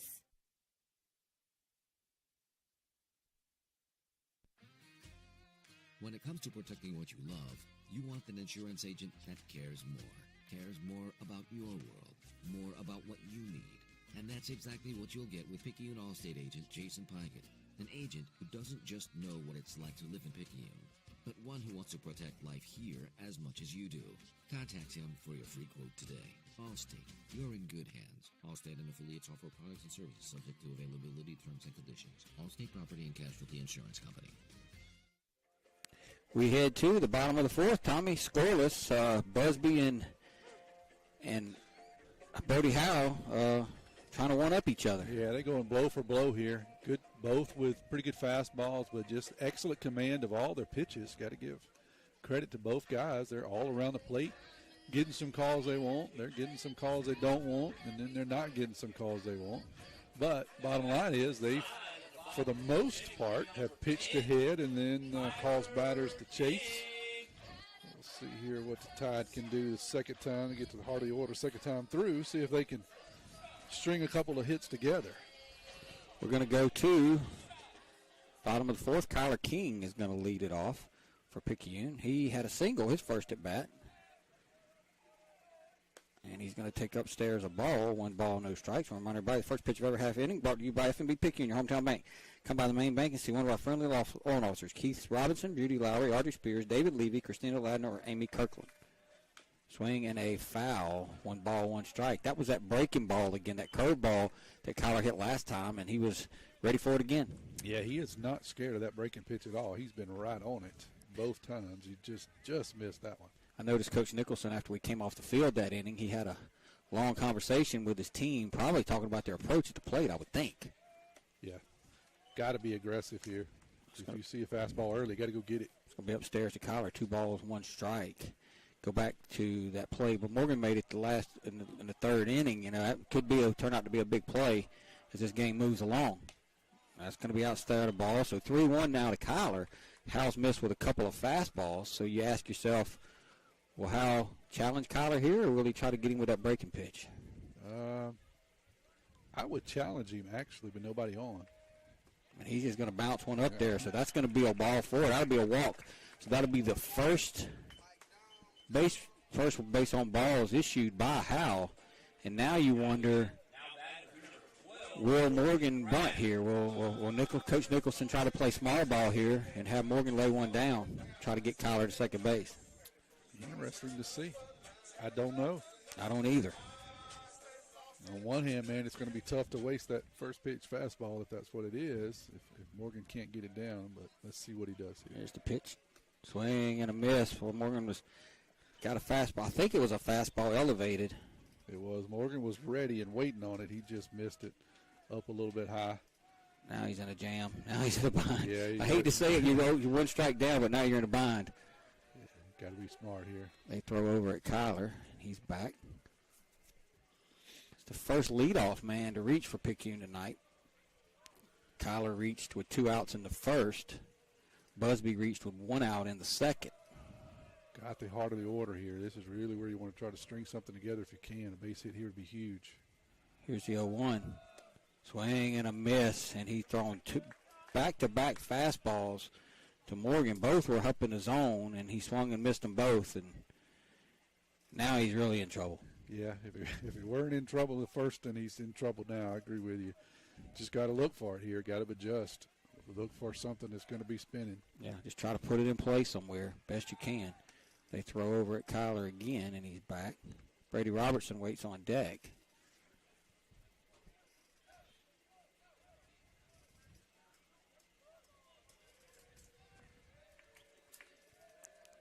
Here's the 0-2 to Morgan.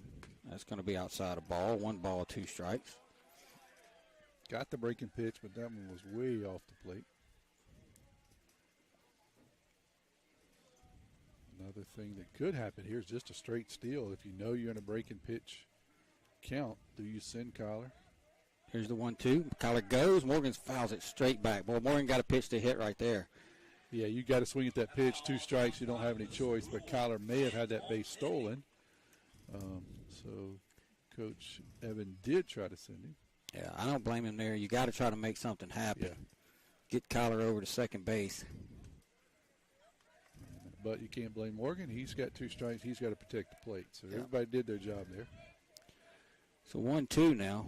Here's the pitch to Morgan. Swinging a hard line drive. Well, what a play by the third baseman, and he is going to throw it away, and that's going to allow Kyler to get to second base.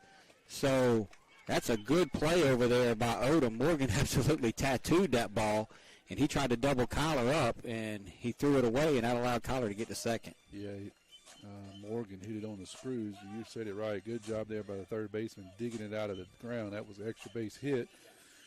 Kyler thought he had gotten through the infield, so he got caught flat-footed. Luckily, the ball was in the dirt, bounced past the first baseman, allows Kyler to go to second.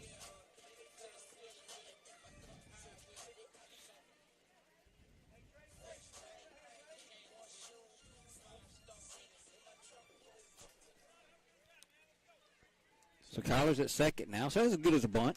Yeah, he did his job, moved the guy over. Now what do you do here with Brady? Do you try to bunt him here? And if Odom don't field that ball, that's down in the corner. That's a double for Morgan, and Kyler's going to score. Yeah. There's a ball to Brady Robertson, 1 ball, no strikes. Yeah, that was a good play there by the third baseman, and Morgan standing on second, and we're up 1-0. So King's at second now with 1 out, and Robertson going to get a 1-0 pitch. Here it is. He chased the fastball. 1 ball, 1 strike. Now they're going to throw the ball away. They tried to throw behind Kyler, and they threw the ball away. Who threw that, Tommy? The catcher? Yeah, the catcher tried to catch Kyler off the bag. It didn't look like a very big lead, but he tried to throw behind him, did his best Landon Watts impression, and threw it into center field. So now Kyler standing at third, so that means Brady can swing away if he was going to. Back-to-back errors puts Kyler at third base. Now Brady needs to put it in play. And he does. He hits a little line drive out towards right field. Right fielder's going to catch it. Kyler's going to tag up. It's going to be a play at the plate, and he's going to be safe. Boy, good job by Kyler. That was a good, strong throw by the right fielder. but he was a little bit up the line, and Collar's able to score. Yep, good job there of hitting by Brady. Hit a line drive out to right field, and a good throw by the right fielder, just up the line. That could have been a bang play at the plate. So the Tide take the lead 1-0 here on a RBI sacrifice fly by Brady Robertson. And Howell was pretty dominant through the first 3 innings, Tommy, but the last 2 batters have really squared the ball up against him. They look like they've changed their approach when they see the breaking pitch for the most part, trying to stay in there with it. So here's Busby now. He singled in his first at bat. Here's the pitch. It's going to be way upstairs, a ball. 1 ball, no strike. So the Tide strike first. They lead it 1-0. King with a walk. Then an E5 allowed King to go to second on a line drive that he caught and threw behind him, didn't get him. And then there was an E2. Got him to third, then the sacrifice fly. Here's the pitch to Busby. That's going to be down a ball. 2 balls, no strikes. Yeah, you don't see a lot of E2s, but we got to score 1 tonight. 2 balls, no strikes. Here's the pitch. Down a ball, 3-0. So if nothing else, the Tide have pushed Howes. They've put a run across, and they got his pitch count up to 60 now on this pitch. 3-0 to Busby. Called strike, 3-1. Yeah, he definitely looks a little more human in this inning. We've been able to kind of stay closed a bit on the breaking pitch, square a couple of them up. Here's the 3-1. Swing and a miss. Boy, Busby was looking at the Marcia Picayune sign when he swung at that one. Yeah, he was trying to hit that one in the old airport over there. I think he swung at ball 4. Probably so. 7-5, the girls' game over there. Here's the 3-2 to Busby, and he's going to foul it off. Stays 3-2. And Tanner going to have to get another bat. Broke the bat, he says. Yeah, well, that's the second time in as many games. Peyton Wells broke one without making contact. Saturday, he swung, and the bat, he was just holding it out of his hand. The bat hit the backstop. Busby's going to foul off another. Good at bat right here by Busby. Good battle. That was a good job there. That pitch was a nice breaking pitch. And Tanner stayed closed, and had a good swing at it, fouled it off. So he's seeing the breaking pitch very, very well. Like to see Tanner get on and make Howell work a little bit more. You figure he's on some form of pitch count. You don't know what that is this early in the season. I don't know if it's 70 pitches, 80 pitches. You don't know, but this will be pitch number 64 by my count here in the 4th inning. Whatever it is, we're closer than we started. That's right. Here's the 3-2 to Busby, and he's going to foul another one off down the left side, and he'll get another swing. That was one of those that didn't mean 2 swings, but luckily he fouled it off. Yep. Didn't really mean to swing, but glad he put something on it. You worry about Tanner too. I mean, it's been a while since he's been on the mound, and now he's had a long at bat, and he's going to have to get back out there here shortly. So, speaking of him, I know he got hit on Saturday. His hand's good. Seems to be fine, man. Seems to be fine. I was a little worried at first, but he ended up. Seems fine tonight. He's swinging the bat well, so I assume there was no issues. Here's another 3-2 to Busby. Swing and a foul. I tell you what, he is seeing that breaking pitch. He is swinging late. And Hal is trying to run that thing in there on him, and Tanner's having nothing of it. Every time he just swats at it, knocks it out of the way, and says, give me another one. So Busby. We're laughing at him because usually he doesn't see the breaking pitches very well, but man, I tell you what, he sees them tonight. That last swing was like a swat at a fly. Well, he got full. He got full, but it's a sign of a good hitter to be able to swing that late and still get get something on the ball, and he did. Here's the 3-2 to Busby. Swing and miss, and Howell finally got him. But Busby wasn't going to walk. He swung at everything he threw up there. That's right. He made his mind up. That'll do it for Picayune. 1 runs on no hits, 2 errors. There was nobody left. We will go to the top of the 5th. Picayune 1, George County 0.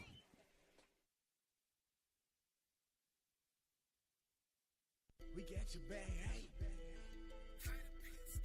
Back pains and injuries, Dr. Moore understands. No more pain, no more hurting. She just uses her hands. She got the #1 clinic that I recommend. She has a lovely crew too, and they'll fix you right up. So call Dr. Moore when that pain gets rough. Cause we got your back, ayy, we got your back. We got your back, ayy, we got your back. We got your back, ayy, we got your back. More Chiropractic Clinic, located at 6682 Highway 11 North, Suite 103, Cherry River, Mississippi, 39426. We got your back, ayy.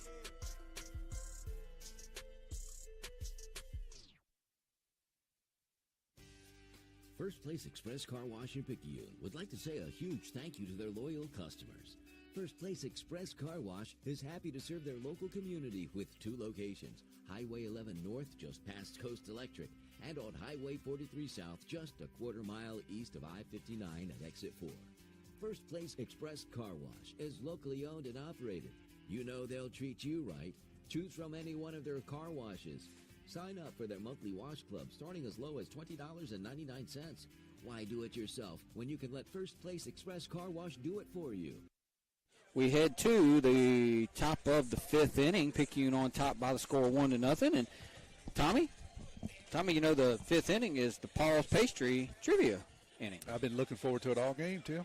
So text your answer. You got to text your name and your answer to 601-273-0649. That's 601-273-0649. That's 601-273-0649. Text your name and your answer. That's the way that's gonna roll, Tom. We got to have your name. If we don't know you, the butter crunches become ours. That's right. So here's the question: the Montreal Expos were a franchise that originally started in Montreal, Canada, ended up in Washington. Now they're the Washington Nationals. They've been the Nationals for a little over a decade now. Who was the last active professional player drafted by the Montreal Expos to retire? The last active professional player drafted by the Montreal Expos to retire. 601-273-0649, 601-273-0649, 601-273-0649. That sounds like a little trickery there. So we go to, we're in the 5th, top of the 5th, and Ben Davis will lead off. Here's the pitch. Golly, and Tanner hits him. And you know, I told you, that long at bat, that long layoff, I worried about Tanner going back up on the mound, and he hits the very first batter. Yeah, and it was a no-doubter. It wasn't a grazer. He squared him up. And that's the last thing that you really want to do. Yeah. Definitely don't want to put the leadoff runner on. Had a pretty good inning, able to scratch out a run, and what you want to do as a pitcher is hurry up and get back in the dugout and see if you can keep the momentum going. And that's why look, in high school baseball, your pitchers, for the most part, got to hit. But that's why I don't like pitchers to hit, because when they hit and they have a long at bat like that, maybe they're not as focused when they go back on the mound. Very well could be. So here's Crawley now, and he'll show bunt, and he's going to pull it back and take a ball, 1 ball, no strikes. So the Tide scratched out a run in the 4th. They take a 1-0 lead, but the very first pitch of the 5th rides in on their 7-hole hitter, and now they're showing bunt again. And he gets it down in front. Tanner's going to field it and throw it over to Morgan. And I really believe Tanner had plenty of time to get that lead runner at second base, but decided, you know what, I'll just take my chances and get the lead off, get the play at first base. Yeah, that's a tough play for a pitcher. He made the right call. You always worry or wonder sometimes, could you make that play at second? But unless it's just absolutely no doubt you can make it, he made the right play. So that'll bring up Slay now as he hits with 1 out, and Davis at second. Here's the pitch. Swing and a miss. No balls, 1 strike. Slay's the 9-hole hitter, so after Slay, we'll get back to the top. No balls, 1 strike. Busby back up there. Here's the pitch. That's Going to be up, I guess. 1 ball, 1 strike. I mean, it's almost like early in the game he was calling the breaking ball high for a strike. Now he's not calling, I don't know. Yeah, not getting the high pitch doesn't appear. Here's the 1-1. And that's going to hit him. So that'll be the 3rd hit batsman of the game and the 2nd of the inning. And, we talked about it in the pregame. I talked about it. The Tide would 8 walks and 22 strikeouts on the mound, but we had hit 11 guys, and now that's up to 14. And you can't win baseball games hitting people. Yeah. No, you are right, and you can't win baseball games putting the first runner on. That's always a bad thing, but it really seems to be bad for us, and it's going to draw and you hit the 7-hole hitter, and then you hit the 9-hole hitter. Yeah. So now you've got to come to the top of their lineup the 3rd time through with men on base. Yep. Got 2 guys on top of the order. Not a good situation for the Maroon Tide. You got to buckle down here, though. Tanner has shown through this game that he can be pretty competitive, and he can rear back and get a fastball, a couple extra miles per hour if he needs it. And he can throw some pretty nasty breaking pitches. So we're going to need him to work some magic here with just 1 out. I want to remind everybody, Tommy, the first pitch you've ever had for anybody by FNB Picayune, your hometown bank, hometown community spirit, hometown community pride, member FDIC. We're back in the top to Reeves. He's 0 for 2. The first pitch hit the guy, and I forgot to do it. That's okay. Here's Busby's pitch, swing and a ground ball foul at third base. Boy, that would have been nice if. That'd have been nice if that ball would right around the bag and Moreau could have stepped on it. But it trickled into foul territory. No balls, 1 strike. Coach Hayden's having me look across the way at the softball score, and I'll report that in a minute. Here's the pitch. Swing and a ground ball up the middle. That's going to be a base hit, and that should tie the game. Helton's going to throw it in, and Morgan's going to cut it off and throw back behind the runner at second base, and the run's going to score. So the hit batsman, the leadoff hit batsman, comes back to bite you, as it always does, Tommy. Yep. You got a couple of free base runners, and then good piece of hitting there by the top of the order, Mr. Reeves, and he promptly puts it out in the center field, scores a run. Good job by Helton to hit his cutoff man, so runners had to stop at first and second, but now we're tied at 1, and that'll bring up Brody Howell now. And our girls across the way are taking the lead 8-7, Tommy. Oh, ye of little faith. They're getting after it over there. Here's Howell. Here's the pitch. Swing and pops up. I think it's going to get out of play. Kraft's coming over, but he's not going to have a play. It's going to hit off the dugout on the first base side. You just had some bad luck that last inning, man. The Tide, they had to scratch and claw to get their run, and then we come back out, and, 5 pitches later, we've hit 2 guys, and, then the next thing you know, it's a tie game, and they got the go-ahead run at second base.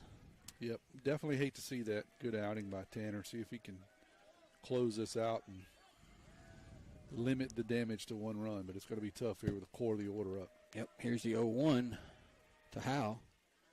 We'll be down a ball, 1 strike.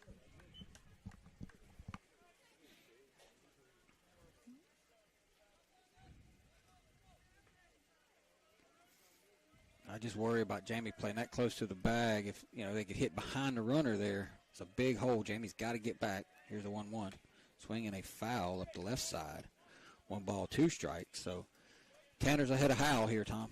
Yeah, you're right on Jamie. He's got to cover the bag, got to keep the guy close, try to keep semblance of a double play in order because that would end the inning. But big hole over on the right side. He's got to truck it to get back to in position. Here's the 1-2. Swing and a miss. And that'll be the second out of the inning as the Porter, Landon Watts, had blocked that ball up. It was in the dirt, but with first base occupied, he did not have to throw down to first base. Yep, good job there by the batter. He takes off like he's supposed to try to make him make a throw down there, hopefully an errant throw. So good job there by Porter of realizing no need to throw it. And good job there by Tanner recording the second out. That's a big out because now a ground ball anywhere in the infield. Should be a routine play. And I got to say, good job by Morgan by not running to the bag to take the throw, because Porter had nowhere to throw it anyway. Because Morgan was standing back there just like, put your hands up and say, no, don't do it. So it was a good job all the way around. So now their coach is having a conversation with Freifogel as they have 2 men on with 2 outs. We're tied at 1. And we don't want him on. We saw last inning he can motor. He can absolutely motor. If he tries to lay one down the third base line here, Cooper may as well just walk up to it, grab it. Well, he can get to third because he'll probably be coming around third by the time he gets back there. Brady's really shallow in right field. Here's the pitch. Swinging a ground ball towards third. Moreau's going to field it, go the long way across the Kraft, and what a job by Morgan Kraft to dig that out of the dirt. And that saved a run, folks. That'll do it for George County. No runs. No, I'm sorry, 1 run. They do it on 1 hit. They leave 2. We'll go to the 5th, bottom of the 5th. We're tied at 1.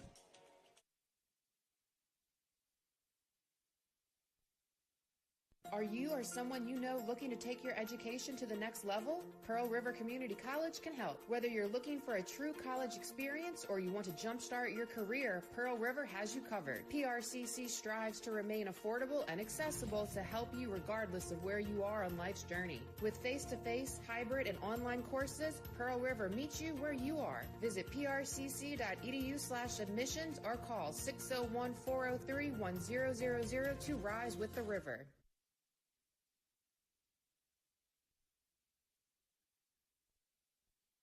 Our area is a great place to live with a quality of life that many would envy.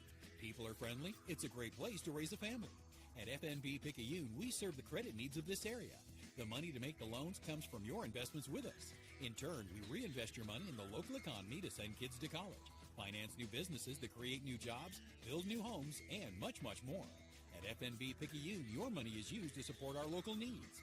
FNB Picayune, your hometown bank, member FDIC.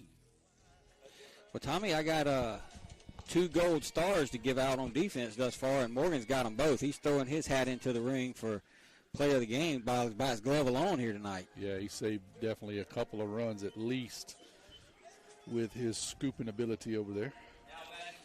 601-273-0649. That's 601-273-0649. Who was the last professional player drafted by the Montreal Expos to retire? 601-273-0649. First pitch of every half inning brought to you by FNB Picayune, your hometown bank, where they are Picayune proud. Stop by the main branch and see Mr. David Himmert. There's a called strike to Watts on that breaking ball. Here's the 0-1. That's going to be outside of ball. 1 ball, 1 strike. And that FNB Picayune pitch was a nasty one. It was. No guesses on the trivia? Had a couple. No good ones? No, had a couple. Here's the 1-1. Swing and a miss as Watts offered it that big breaking ball that time. If he would have offered it the one that came inside with that swing, he might have put that one in the old airport. Yeah, he had a good cut at it. He just missed it by 3 foot. Here's a 1-2 to Watts. That's going to be down a ball. 2 balls, 2 strikes. Not sure the pitch count for how far they'll go, but that was pitch number 70. So the Tide can string together some good at-bats here. This might be the end of the line for him tonight. Oh, that was a beautiful breaking ball that he dropped in on Watts. And that'll be the first out of the inning. He really hasn't had that pitch the last inning or two. He had it early, Tim, but it hasn't been sharp the last couple of innings. But he revived himself there on that one. That was a very sharp, beautiful breaking pitch that locked, Landon up. That's a ball up to Peyton Wells. Finally got a winner on the trivia question. We got one? Okay. Got us a winner. So we'll give the answer here after Peyton's at bat. No 1 ball, no strikes. I had 2 questions I could have gone with. I went with the easier of the 2. Peyton's going to swing and foul that one back. Peyton got a fastball, I believe, one of the few fastballs that Hal's thrown.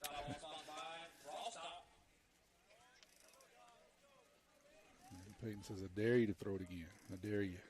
1 ball, 1 strike. Here's the pitch. Swing and a miss. He did. He did, and Peyton was on it. 1 ball, 2 strikes to Wells.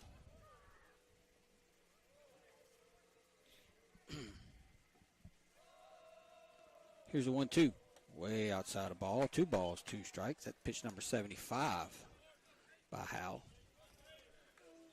I hope he's approaching his limit and we can get a few more out of him here before this inning ends. Here's the 2-2. And that's inside a ball. 3 balls and 2 strikes. That's that breaking ball, and it was a beauty, but according to the home plate umpire, it stayed inside, and it'll be 3-2 now. So Wells is taking him to the limit. Wells is going to step out on him here as it's 3-2. Yeah, just Busby come up here. Ronnie, he's going to talk to us for a minute. He's a little nervous, I think. Yeah. Father's a little nervous. Here's the 3-2. Swing and a foul by Wells. Good job by Wells right there. Got a breaking pitch there, and he fought it off. But, I think Busby's going to be fine. He's going to be good. I know Daddy's a little bit nervous here, but he's good. 1 run, 2 hits, 3 errors for George County. 1 run, 2 hits, no errors for the Tide. Mr. Busby said that he and Howell were talking. He and Howell were talking before the game. And that's going to be upstairs the ball. So Peyton Wells with a really good at bat, Tommy. He fouled off a couple of tough pitches. He hung in there, and he draws a walk. That's exactly right. We were trying to talk to Ronnie here and get the scoop, and Peyton says, hey, I'm still at bat, and I did a good job. He ducks a fastball there. That's a great at bat. I mean, let's don't shortchange that at bat. That's a great at bat. Yeah, because he got down there and could have went down on a pretty couple nasty fastballs, but he fought them off. Here's Helton now. Earned his walk. Parker swings and misses, and Parker's not looking good with that swing. He's way out on that front foot. Yeah, he seems to be leaning here a bit. He did it in his first at bat, and I'm really surprised we didn't try to bunt there. We got Peyton at third base. Their first base. Their third baseman was playing 3 feet behind the bag at third, left-handed hitting Parker Helton. If he just pushes one down the third base line, you're not getting anybody. And you wonder if that's what maybe there was a miss on there. I don't know. Coach Evans called a timeout to have a conversation. But, I mean, it was obvious enough now that their third baseman's playing in the grass. Nope, and he's going to swing and hit a little fly ball out to left field, but it's going to stay up for the left fielder. I thought at first, Tommy, that ball might drop, but it just hung up in the air too long. Yeah, he just kind of poked it out there. I was with you. I thought it was going to have a chance to get down, but stayed up too long. Kind of a routine play for the left fielder. Jamie Lumpkin will step in now. Jamie's 0 for 2. And he's had a hard time figuring out Mr. Howell tonight. So let's see if Jamie can string something together here. Oh, Jamie took a beauty. He's another one that's just not seeing the breaking pitch well tonight. He's been fooled on quite a few of them. That was another good one. Yeah,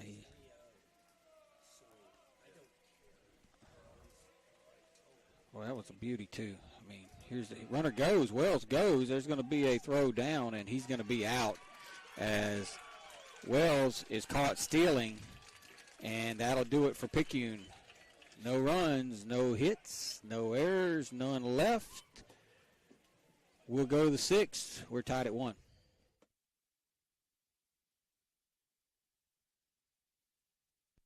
Get back in the game with Dodd Therapy Center. Jamison Dodd, a former college athlete, has the specialties, understanding, and experience to get your athlete back in the game, including indoor turf, Hyvamat, blood flow restriction, trigger point dry needling, and much more. Dr. Dodd and Dodd Therapy Center also specialize in treating Parkinson's disease and other neurological disorders. Give Dodd Therapy Center a call at 769-242-2636 or visit us at 405 Memorial Boulevard in Picayune and get back in the game.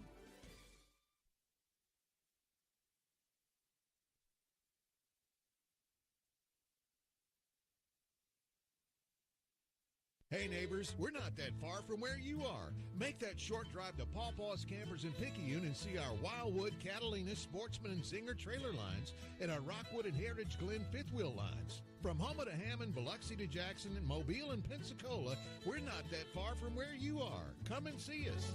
You're gonna love the way we deal. Paw Paw's Camper City and Picayune. You're gonna love the way we deal. We go to the 6th inning. We're tied at 1, Tommy, and trivia question was answered correctly. The question was, who is the last player drafted by the Montreal Expos to retire? And it was answered correctly by one Mr. Trevor Adam, and the answer was one Tom Brady. Tom Brady was drafted to play baseball by the Montreal Expos. He decided, maybe I'll do this football thing. It worked out pretty good for him, and he just retired. He was the last active player drafted by the Montreal Expos to retire. Interesting. So, there's a swing and a ground ball towards third. Moreau with a good play. He's going to throw over in the dirt, and that one's going to get away from Kraft, and that's going to get all the way down into the corner, and that'll allow a runner at second. So that'll be an error on Moreau. And now we throw the ball away again, and that's going to allow him to get to third base as we throw it away, and he ends up at third. So it's a high chopper to Moreau, a pretty routine play. He throws it away, and then we throw it away, throwing it back to the pitcher, and now he's standing on third base with nobody out. Yeah, that was ugly all the way around. That was two errors there. Morgan. Morgan, and it got by three players. The ball was kind of one hop to Morgan, got by him, got all the way down the right field line. Morgan does a good job going and getting it, kind of slings it back to Tanner, and it gets by Tanner, Kyler, and Cooper, and goes all the way out into left field. All right, so it'll be an error on Moreau that allows the runner to get to second base. Yes. And then he'll get to third base on a throwing error by Kraft, right? That is correct. Okay. So now I'm caught up. And that'll bring up Davis. And it's 1 ball, no strikes. And here's the pitch, swing and a foul out of play. 1 ball, 1 strike. You know, it was a one hopper. It was a little bit high to Moreau, and for the second consecutive play that was going to him, he threw it well short. And Morgan couldn't dig that one out. And it ends up the fence, and then another error, and runner at third. Tanner's going to have to battle here. Stay outside the ball. 2 balls, 1 strike. First pitch you ever have for anybody brought to you by FNB Picayune, your hometown bank. The place where all your banking needs. Susan Wilson and her staff are ready to service you at their North Picayune branch on Cooper Road. Tide have the infield in here. I don't know if I agree with that this early in the game still. Swing and a miss. And the reason that I say that is, if you're going by statistics, which, you know, you can't always, but runner at third's got a pretty good shot of scoring here. The one thing you don't want to do is allow another base runner, because then you just compound the problem. That's right. And there's a high chopper towards third. Moreau's going to field it and fire it, and they're going to get him at first base. I think the Tide caught a break right there, because I'm pretty sure that was a blown call at first. Davis slammed his helmet down. The umpire didn't see it, but that'll be a 5-3 put out. Yeah. And the runner holds at third base. Yeah, well, the ball was hit to Cooper. Cooper came in, and he was so close to the runner on third that the runner on third didn't really get a chance to get off the bag. Makes a good throw over to Morgan. And you're right, it was bang, bang, and we probably got the benefit of that call. Odom's going to step in now, and so that shows you what I know. I'm talking about not playing infield in. If the infield wouldn't have been in, we'd have never made that play, and that run would have scored, and they'd have had a run in with a runner at first base. That's right. So that's why we're up here. That's exactly right. That's exactly right. So here's the pitch. There's a ball. 1 ball, no strikes. Turn you down just a bit. Okay. We are a little hot. Yeah, we could be. I turned it up a little bit for the commercials. Just a touch. Our commercials are sometimes low, you know. Yeah, they are. I noticed that. They are a little bit lower. Here's the 1-0 pitch. Swing and a miss. I want to let everybody know that tonight's game for the Diamond Club is sponsored by the Mississippi Rays Baseball Organization. The Mississippi Rays are the largest travel ball organization in the 6 southern counties for ages 7U to 18U. For more information, check them out at Facebook at MS Rays Baseball. Here's the runner's going to go. They're going to try to squeeze. He's going to pop it up. Busby's going to catch it and then fall down and then throw it to Kyler. And Kyler's going to go over there and step on the bag, and the Tide get out of it. What a break. Have you ever seen a 1-6 put out? That's what you see, a 1-6 touching third. You don't score that one very often. You don't, but the Tide will take it. So Busby pitches out of it. No runs, no hits. There were 2 errors, none left. We're going to go to the bottom of the 6th. Howell's headed back to the mound. We're tied at 1.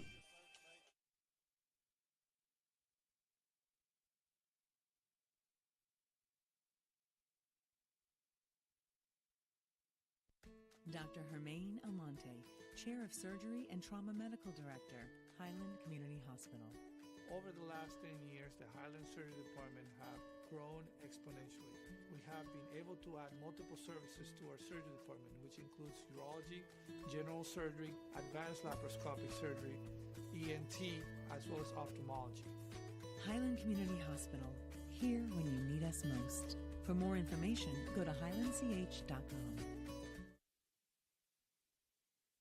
Craving a breakfast toaster or French toast sticks? Make it a meal and step up your breakfast with tots and a cold beverage. Sonic Drive-In has the perfect portable breakfast, and it's the perfect way to start your day. And at Sonic Drive-In in Picayune, you can stop by anytime because breakfast is served all day. Sonic Drive-In of Picayune on Highway 11 just north of Highway 43 North. Start your day Sonic style with happy eating at its best. That's what you get at Sonic Drive-In of Picayune. Destination delicious.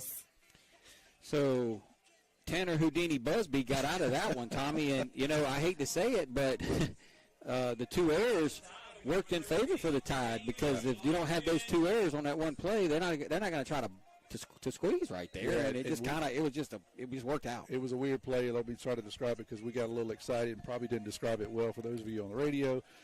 They tried to squeeze play with the runner on third, popped up the play to Tanner. Tanner caught it, slipped down, throws it to Kyler.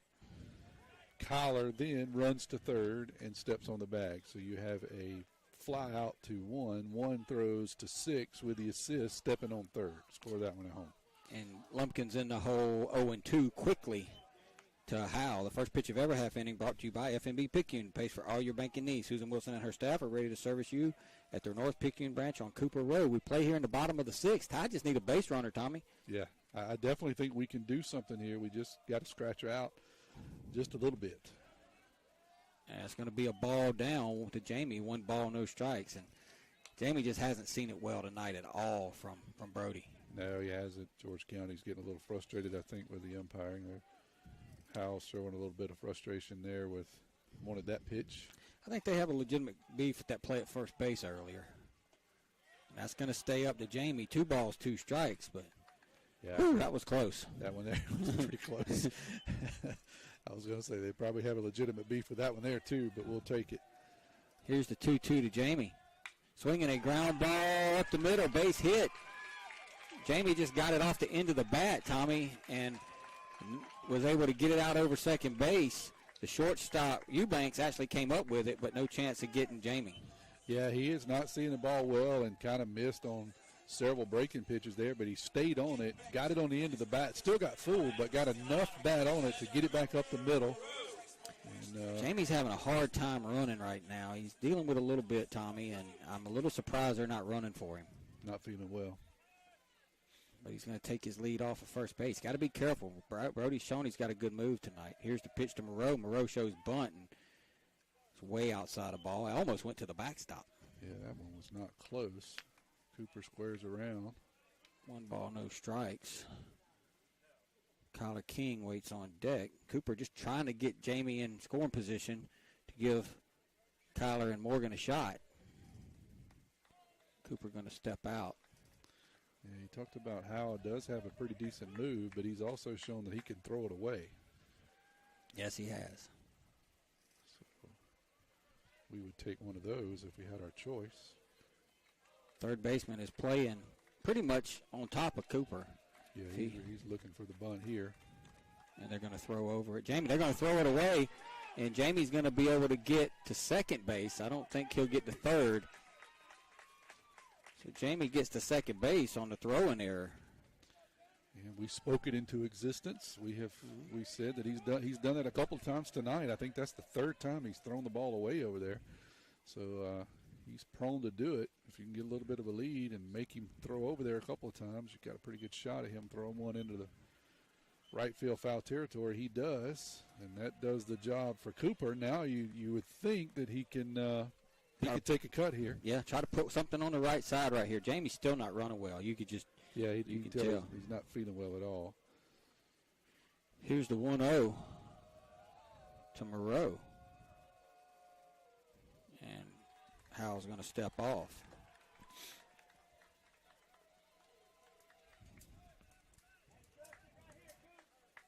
Lumpkins at second. He singled, got the second on the error. He represents the go-ahead run as we play here in the bottom of the 6th inning. Oh, the trivia question was answered correctly by Trevor Adam. I meant to tell you, Trevor Adam answered the trivia question correctly. So, Trevor, what you have to do is you just have to go by the radio station, pick up your gift certificate to Paul's Pastry, and go to Paul's Pastry and redeem your prize. So, Trevor Adam, Parks and Recreations Director for City of Picayune, tonight's Paul's Pastry trivia question winner. Here's the pitch to Moreau. Boy, that's a beauty. 1 ball, 1 strike. Boy, Trevor, if you don't want said prize, you just bring that to us. Right. We'll take care of it for you. Yep. We know what to do with it. That was a good pitch. Jamie, not much of a lead at second base. I'm a little surprised he's not getting out at least as far as the shortstop. Yeah, not being hailed really by anyone. Here's the 1-1 to Cooper, swinging a ground ball to the right side. Good job by Cooper. Did what he needed to do. Second baseman's going to flip it over to first, and Jamie gets to third base on the play. Yep, that was a good job all the way around. Good job of defense. Good job by Cooper getting it on the right side, pushing that runner over. So now you got a runner on third with 1 out, and your 2 of your best hitters coming up. He did his job. Yep, King steps in now. He's 1 for 1 with a walk. He singled in his first at bat. He walked his last time, and then he came around to score on the sacrifice fly off the bat of Robertson. And we're going to have a courtesy runner, a pinch runner for Picayune, as Lumpkin's going to come out.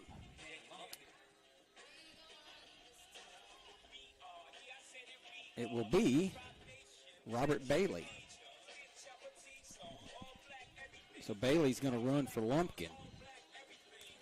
Jamie just dealing with a little bit of a soreness in his back, Tommy. Yeah, and you could definitely see on that from second to third there, he just didn't look right. So you got to believe that may be affecting his bat too. He really hasn't got into a rhythm, at all this first part of the game, and it looks like they're going to put King on here as we're talking. Yep, they're going to put Kyler on, and that'll put runners at first and third, and that'll bring up Morgan Kraft now. Morgan struck out his first at bat, and then his last at bat, he scalded a line drive right at the third baseman Odom.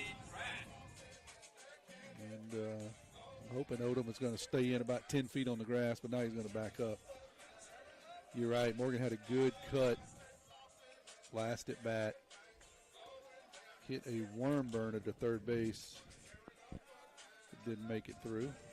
So now, what do you do with King here, Tim? Do you send him first pitch and try to, really put some pressure on him? I think I would. I think if I was Kyler, I think I would go. And if they throw down, if I'm boo-boo, I'm coming on home right here. I'm with you too. That's what I would do. Let's see. Nobody. I don't think my phone rang. Nobody asked what our opinion was. We'll see if it's worthy here. So here's the pitch to Kraft. Swinging a foul ball up the third base line. No balls, 1 strike, so he's put himself behind again. Had a pretty good cut at that fastball. Let's see if he gets any more. He got a couple in the second at bat there, and then he started getting a steady diet of breaking pitches. Coach Nicholson's going to have a word with Morgan. I think he got that one off the inside part of his leg, probably a little sore. Yeah. No balls, 1 strike. Morgan has been behind in the count all night. Struck out his first at bat. Last at bat, managed to hit a line drive, just couldn't get it through. And now he's just looking for contact. Here's the 0-1. And that's going to be down a ball. 1 ball, 1 strike. And Morgan doesn't chase that one. Will Brody try to throw him that backdoor curveball? Here's the pitch. Morgan swings and hits a foul ball out of play. He got a pitch to hit, but he was just a bit early. And he hits a sky ball over the hitting facility out in behind the third base dugout. So now you got to be looking for that breaking pitch here. Yeah, well, he's done put himself in a jam now. I mean, he's had 2 pitches to hit. You got to put it in play, and he didn't. So now he just got to try to figure out a way. Here's the 1-2. Swinging a line drive, base hit into center field as Kraft comes through. They had to wait because the second baseman Thought he might have a play on it, but Morgan got enough of it to get it out over his glove, and that'll give the Tide the lead. You just keep bad-mouthing Morgan. Every time you do that, he seems to do something pretty I didn't bad-mouth him. Phenomenal. I didn't bad-mouth him. I just said he was. It's a pitch out in center field. I just said he was behind in the count. He had to scratch something out. You just keep bad-mouthing him. He just keeps showing you up. I love it. That's a great piece of hitting right there by number 12. He was down in the count. He got that breaking pitch, Tommy, and he just stayed on it and just hit it right back up the middle. Right back up the middle with force, and that takes the lead. And we still got something cooking here. 2 men on. Here's B-Rob now. B-Rob's been the hottest hitter the Tide have had early in the season. So King's at second. They intentionally walked him. Kraft's at first. He singled. And now the Tide have 2 on. They take the lead, and B-Rob's at the plate. Here's Howe's pitch, and the umpire's going to walk away for some reason. Brady must have called time. Brady had time. The umpire made no signal. He just took off walking. So unless he made the signal and I missed it, that's kind of unusual. Brady stayed in the box. Yeah. The umpire just took off walking out of the box. Yeah, I didn't know. I thought he was quitting. But learn something new every day. Well, that's a beautiful fastball in the outside corner. Allegedly, the Picayune crowd's not buying it. But that was a nice pitch. It was a nice backdoor breaking pitch. Brady's been the Tide's hottest hitter thus far, Tom. Yeah, he has. He seemed to come through in some big situations. This will be another one here for him. Here's the 0-1. Swinging a line drive. That's going to get through. King's going to come around third. He's going to try to score, and the ball's bobbled out there in left field. And that's going to be an RBI single for Brady as Kyler comes home. Morgan holds at second base. Another good piece of hitting. Caught the shortstop, kind of huddled into second base with trying to hold Kyler close. He sneaks one in the 6-hole for another RBI. And I believe Davis had a play on King at the plate, but he looked up, Tommy, to see if Kyler was going, and when he did, he bobbled the baseball. And now we're going to have a pitch and change, Tommy. And we're thankful for it. Yep, we'll take a break. Picayune on top 3-1. You listen to Maroon Tide Baseball.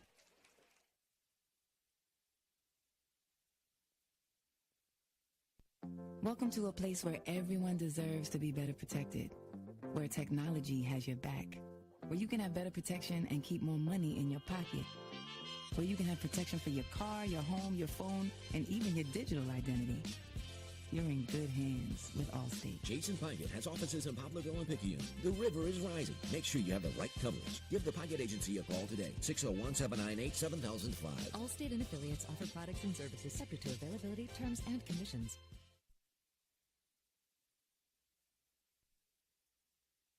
When you wake up with an aching back or sore neck, Dr. Debbie Moore with Moore Chiropractic Clinic suggests you consider making simple changes in your sleeping position to alleviate unnecessary strain on your body.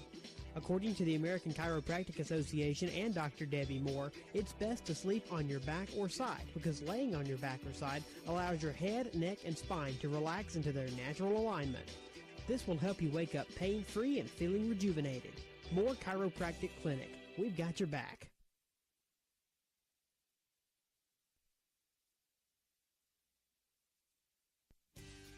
First Place Express Car Wash in Picayune would like to say a huge thank you to their loyal customers. First Place Express Car Wash is happy to serve their local community with 2 locations, Highway 11 North just past Coast Electric and on Highway 43 South just a quarter-mile east of I-59 at Exit 4. First Place Express Car Wash is locally owned and operated. You know they'll treat you right. Choose from any one of their car washes.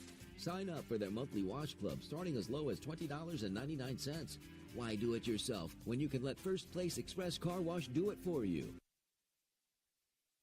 We're still in the bottom of 6 pitch and change, Tommy. They go with Bubba Harrington, and I could tell right away you liked his pitching style. Yeah, the game is under official protest. Coach Evan is walking down to the umpire now. This is another one of those dadgum submarine pitchers that should be banned from the game. It seems like every relief pitcher we run across the last couple of years is a submarine guy, and I don't like them.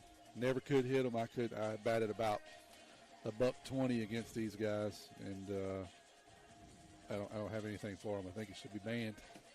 Tide lead this one 3-1. Kraft is out at second base. He singled. home the go-ahead run, and then Robertson singled, got the insurance run. We may have a pinch runner out there for Morgan. That doesn't look like him. Here's the pitch to Busby, swinging a foul back, and that's a pinch runner. That's number 5, Ben Bird. Okay. Ben Bird is running for Kraft out there. I was going to say, that don't look like my kid.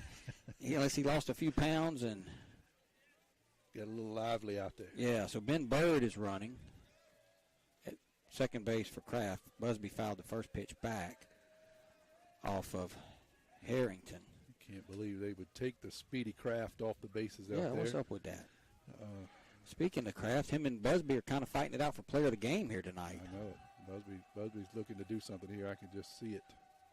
Swinging a chopper back up the middle. He's going to field it, throw it out at second, out at first, and they get a big double play as Busby hits into the 1-6-3, and that'll do it for the Tide, but they do pick up 2 runs to take the lead 3-1. We're going to the 7th, 3 outs away, Tide on top.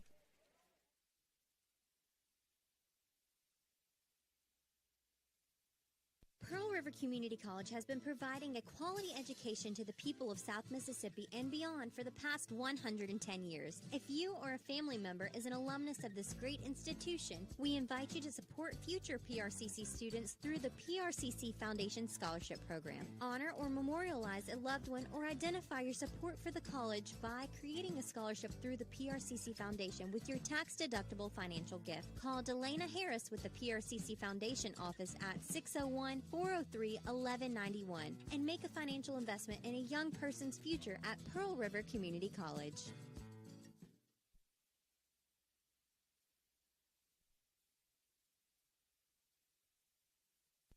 Get back in the game with Dodd Therapy Center. Jamison Dodd, a former college athlete, has the specialties, understanding, and experience to get your athlete back in the game, including indoor turf, Hyvamat, blood flow restriction, trigger point dry needling, and much more. Dr. Dodd and Dodd Therapy Center also specialize in treating Parkinson's disease and other neurological disorders. Give Dodd Therapy Center a call at 769-242-2636 or visit us at 405 Memorial Boulevard in Picayune and get back in the game.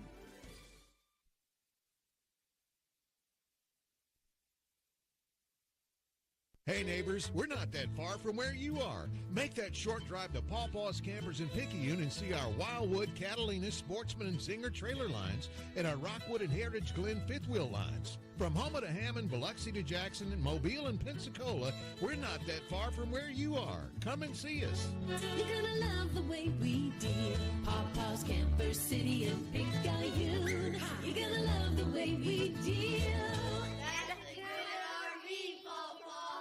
We go to the top of the 7th. Picayune on top 3-1. Busby is back on the mound. Tommy, he has thrown 80 pitches, and we want to remind everybody the first pitch of every half inning brought to you by FMB Picayune, where they always put you first. Stop by the South Branch on Moore Boulevard and see Tracy Acker for all your banking needs. And we'll remind everybody that tonight's Diamond Club game sponsor is the Mississippi Rays Baseball Organization. The Mississippi Rays are the largest travel ball organization in the 6 southern counties for ages 7U to 18U. For more information, check them out on Facebook at MS Rays Baseball. So Busby at 80 pitches. Tommy, he's going to try to finish it out. A little surprised. Certainly he's done a good job. No surprise there. And he seems to have really had pretty good command all night long. So got to believe he's on a short leash here, though, Tim. Yeah, I would think so. And we got a change out in left field. Peyton Wells has been lifted in left. Braden Pomez is going to play left field for the Tide. That is the only defensive change. And Ben Davis is going to lead it off. And he does not have an official at bat tonight, Tommy, believe it or not. Interesting. He's going to swing and foul one back. No balls and 1 strike. He got hit by a pitch, if I remember right. Do you know what the other time was? I'd have to go back and look on the plays. That's the only thing about this game changer that I do not. I think maybe a walk, but I think he got hit by a pitch and a walk. That I do not like. It's the only thing. 7, 8, and 9 in the order. So you don't want to put any of these guys on. Swinging another foul back. It'll be no balls and 2 strikes. Somebody said it got a windshield, probably mine. Fouled back behind us. I heard him say he got a windshield. Ooh. It's never a good thing. No. It's just money. Yeah, just money. You got plenty of it. Yeah, got plenty. Write a check. So the 0-2 now. I'm sorry, this is the 6-hole hitter. Here's the 0-2. Oh, my goodness. Ball one, and everybody in Picayune thought that was a strike. Tanner threw a beautiful changeup, pulled the string straight back on the outside corner, and it must have been just off the plate. Boy, Looked good boy. to us. Boy. Here's the 1-2. And as Tanner overthrows that one, now it's going to be 2 balls and 2 strikes. Tanner just needs to take a break, take a breath. Landon was ready to throw the ball down to third base. Probably the best changeup Tanner's threw all night. It was beautiful. It really was. Straight change just on the outside corner from the left-handed hitter. But got to battle back. Sometimes you don't get them. 2 balls, 2 strikes. Here's Busby's pitch, swing, and a ground ball towards first. Kraft goes down to one knee and takes it himself and gets him barely. I mean, barely. That was a foot race, and now we know why they took Morgan out at second base. Good job there. I'm picking on him. Good job there defensively, filling his position, and then beating the runner to first.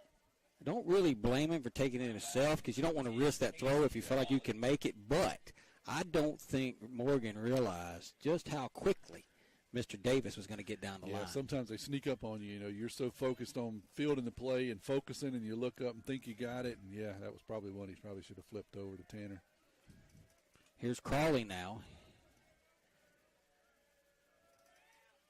That's a beautiful pitch. Called strike. No balls, 1 strike.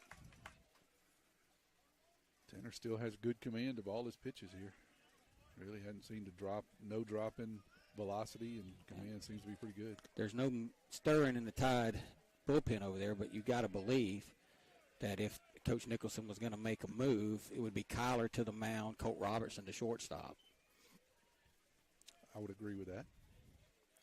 1 ball, 1 strike to the 8-hole hitter, Crawley, and he is also not recorded official at bat tonight. So Tanner's swing and a miss. He's had a little bit of trouble with the bottom of the lineup by hitting them, and he hit Crawley and Davis back-to-back, if you recall. Right. 1-2 now from Busby to Crawley. Swing and a miss, and that'll be the second out of the inning as Busby strikes out Crawley.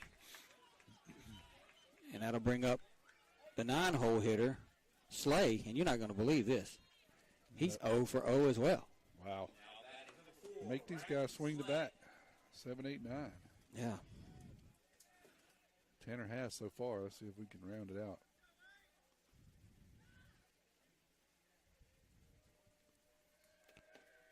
He's going to be upstairs a ball. And when I say he's Slay has been on twice, he got hit by a pitch and he walked. So Busby's hit 3, and the 3 that he's hit were the 7, 8, and 9 hitters at some point. Coach Hayden just cut off the air conditioner. Time to go is what he said. Here's the over pitch. with. Coach Hayden, there's a called strike. 1 ball, 1 strike. Coach Hayden, remember that? There used to be a commercial that said, "We will sell no wine before it's time." Remember that, Tommy? I do. I don't remember who it was. I do remember that one. 1 ball, 1 strike. Swing and a miss as Busby blows a fastball by Slay.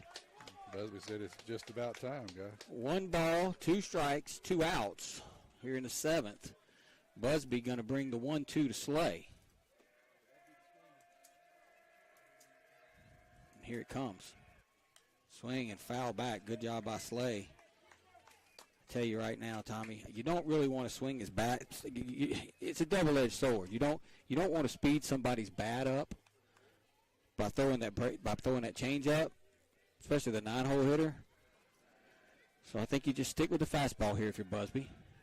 Swing and a miss. And that'll do it as Busby goes the distance, and the Tide defeat George County by the score of 3-1. No runs, no hits, no errors, nobody left. That'll do it for the ball game tonight. Picayune wins 3-1. Tommy and I will be back in a couple minutes to wrap this one up. You've been listening to Maroon Tide Baseball.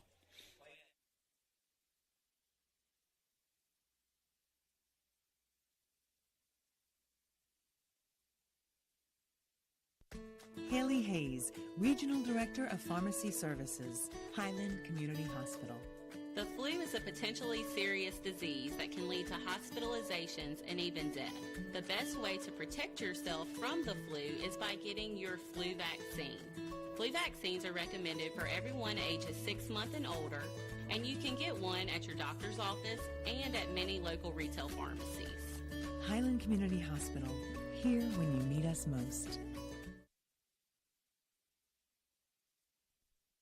Craving a breakfast toaster or French toast sticks? Make it a meal and step up your breakfast with tots and a cold beverage. Sonic Drive-In has the perfect portable breakfast, and it's the perfect way to start your day. And at Sonic Drive-In in Picayune, you can stop by anytime because breakfast is served all day. Sonic Drive-In of Picayune on Highway 11 just north of Highway 43 North. Start your day Sonic style with happy eating at its best. That's what you get at Sonic Drive-In of Picayune. Destination delicious. Tim Kraft, Tommy Upton here back as the Tide beat George County by the score of 3-1 behind Tanner Busby, who went the distance, only allowed one run on 2 hits. Really the difference in the game, I believe, was the 4 errors that George County committed, Tommy. Some of those errors came back to hurt them, cost them a run here and a run there, but you got to give it to the Tide, especially Busby, 3-1 tonight. Yeah, no doubt about it. He was on pretty much all night. He struggled there the 4th or the 5th inning, one of those, where he hit a couple of batters, walked a couple of batters, gave them a little bit of life. But other than that, man, he was lights out all night long. So great job there. He finished strong. We were kind of doubting him a little bit, this early in the season to come out and pitch a full 7 innings, but he did it, and he seemed to be just as good in the 7th as he was in the 1st. So congratulations to Busby on a pretty dominant performance all night long. And give it to the Tide. Brody Howe is a tough customer. I mean, they didn't beat some JV pitcher tonight. Brody Howe's going to Colin to play baseball, and he showed us why tonight. Yeah, he wasn't overpowering with his fastball. He threw mid-80s, but, man, he had 3 or 4 different breaking pitches, and he had our number early. Tim, good job to the Maroon Tide. We seemed to be able to finally get him about that 3rd time through the lineup. We were able to adjust to the breaking pitch. We had a couple of good at-bats. Tanner had a good at-bat, to kind of lengthen a drive. And then Morgan comes in late, drives in a run, and then Kyler, he's able to do what Kyler normally does and beat stuff out. So just a good job there, I think, by the core of the Maroon Tide lineup. It was. You talk about, that a couple of things. You got to talk about Morgan, the plays he made in the field. He made 2 plays in the field that probably saved the Tide, at least 2 runs, maybe more. And then, after Jamie Lumpkin, who scuffled all night. But Jamie, let's don't forget about Jamie. Jamie led off that 6th inning with a base hit with 2 strikes in the count. He was able to find a way to get on. They made the decision that, they're going to walk Kyler. Kyler is committed to go play baseball at Public Community College, one of the best players on the coast. They decided they're going to walk Kyler and take their chances with Kraft and, give it to Morgan. He made them pay with a base hit, and then exactly right. Brady with a hit. So like you said, man, I mean, just all around that last inning execution by your core. That's exactly right. Yeah, nothing more you can say there. Good job of hitting. Really a pretty good game overall. A few mistakes that we still need to button up. But I think we're a different team than we were a week ago when we started this. We're getting a little better, getting a little experience. So this is looking a little bit more like the Tide I expected us to see. We're starting to come together a little bit. You go back 2 years ago, you and I were sitting there and we were kind of watching this same core of players have to play. Right. And it was painful. And we kind of kept saying, hey, they're going to arrive at some point. And, they're not there yet, Tommy. But, I mean, that's a 3-0 George County baseball team coming in here. They beat Long Beach twice. They beat Baker of Alabama. 6 seniors in that starting lineup. And, you give it to Picayune. Yeah, well, the difference is, and I know we don't want to spend all night because we could dissect this a bunch of different ways, but the difference is these guys have experience. They're still younger at juniors and sophomores, but they're 3-year starters now. So they have experience where they didn't have that 3 years ago as freshmen. They didn't know that they could win. They didn't know that they could hang out. So they don't get rattled, and that's one of the things that really impressed me last year. at the run that we made, deep into the playoffs, we don't get rattled. And, we're not going to get rattled this year. So if it's a close game, I like our chances. Yeah. Tommy, players of the game. What player of the game? What you got? Well, I think we got to go two. I think you can't take anything away from Busby. Just an outstanding pitching performance. And then how can you not, give Kraft something after his performance over on first defensively and then driving in, runs late, hit a couple of balls really hard. One of them got through, one of them didn't. So co-players of the game tonight, but with Kraft and with Busby. They can go to Sonic together. That's what I'm talking about. Tommy, I'm going to Loosedale Friday night. What are your plans? I will be there with you, Lord willing, and the creek don't rise. Well, hopefully it won't. That'll do it. Tommy, you got anything to say to our folks tonight? Tide roll. Tide win this one 3-1. We'll see you guys Friday night in Loosedale.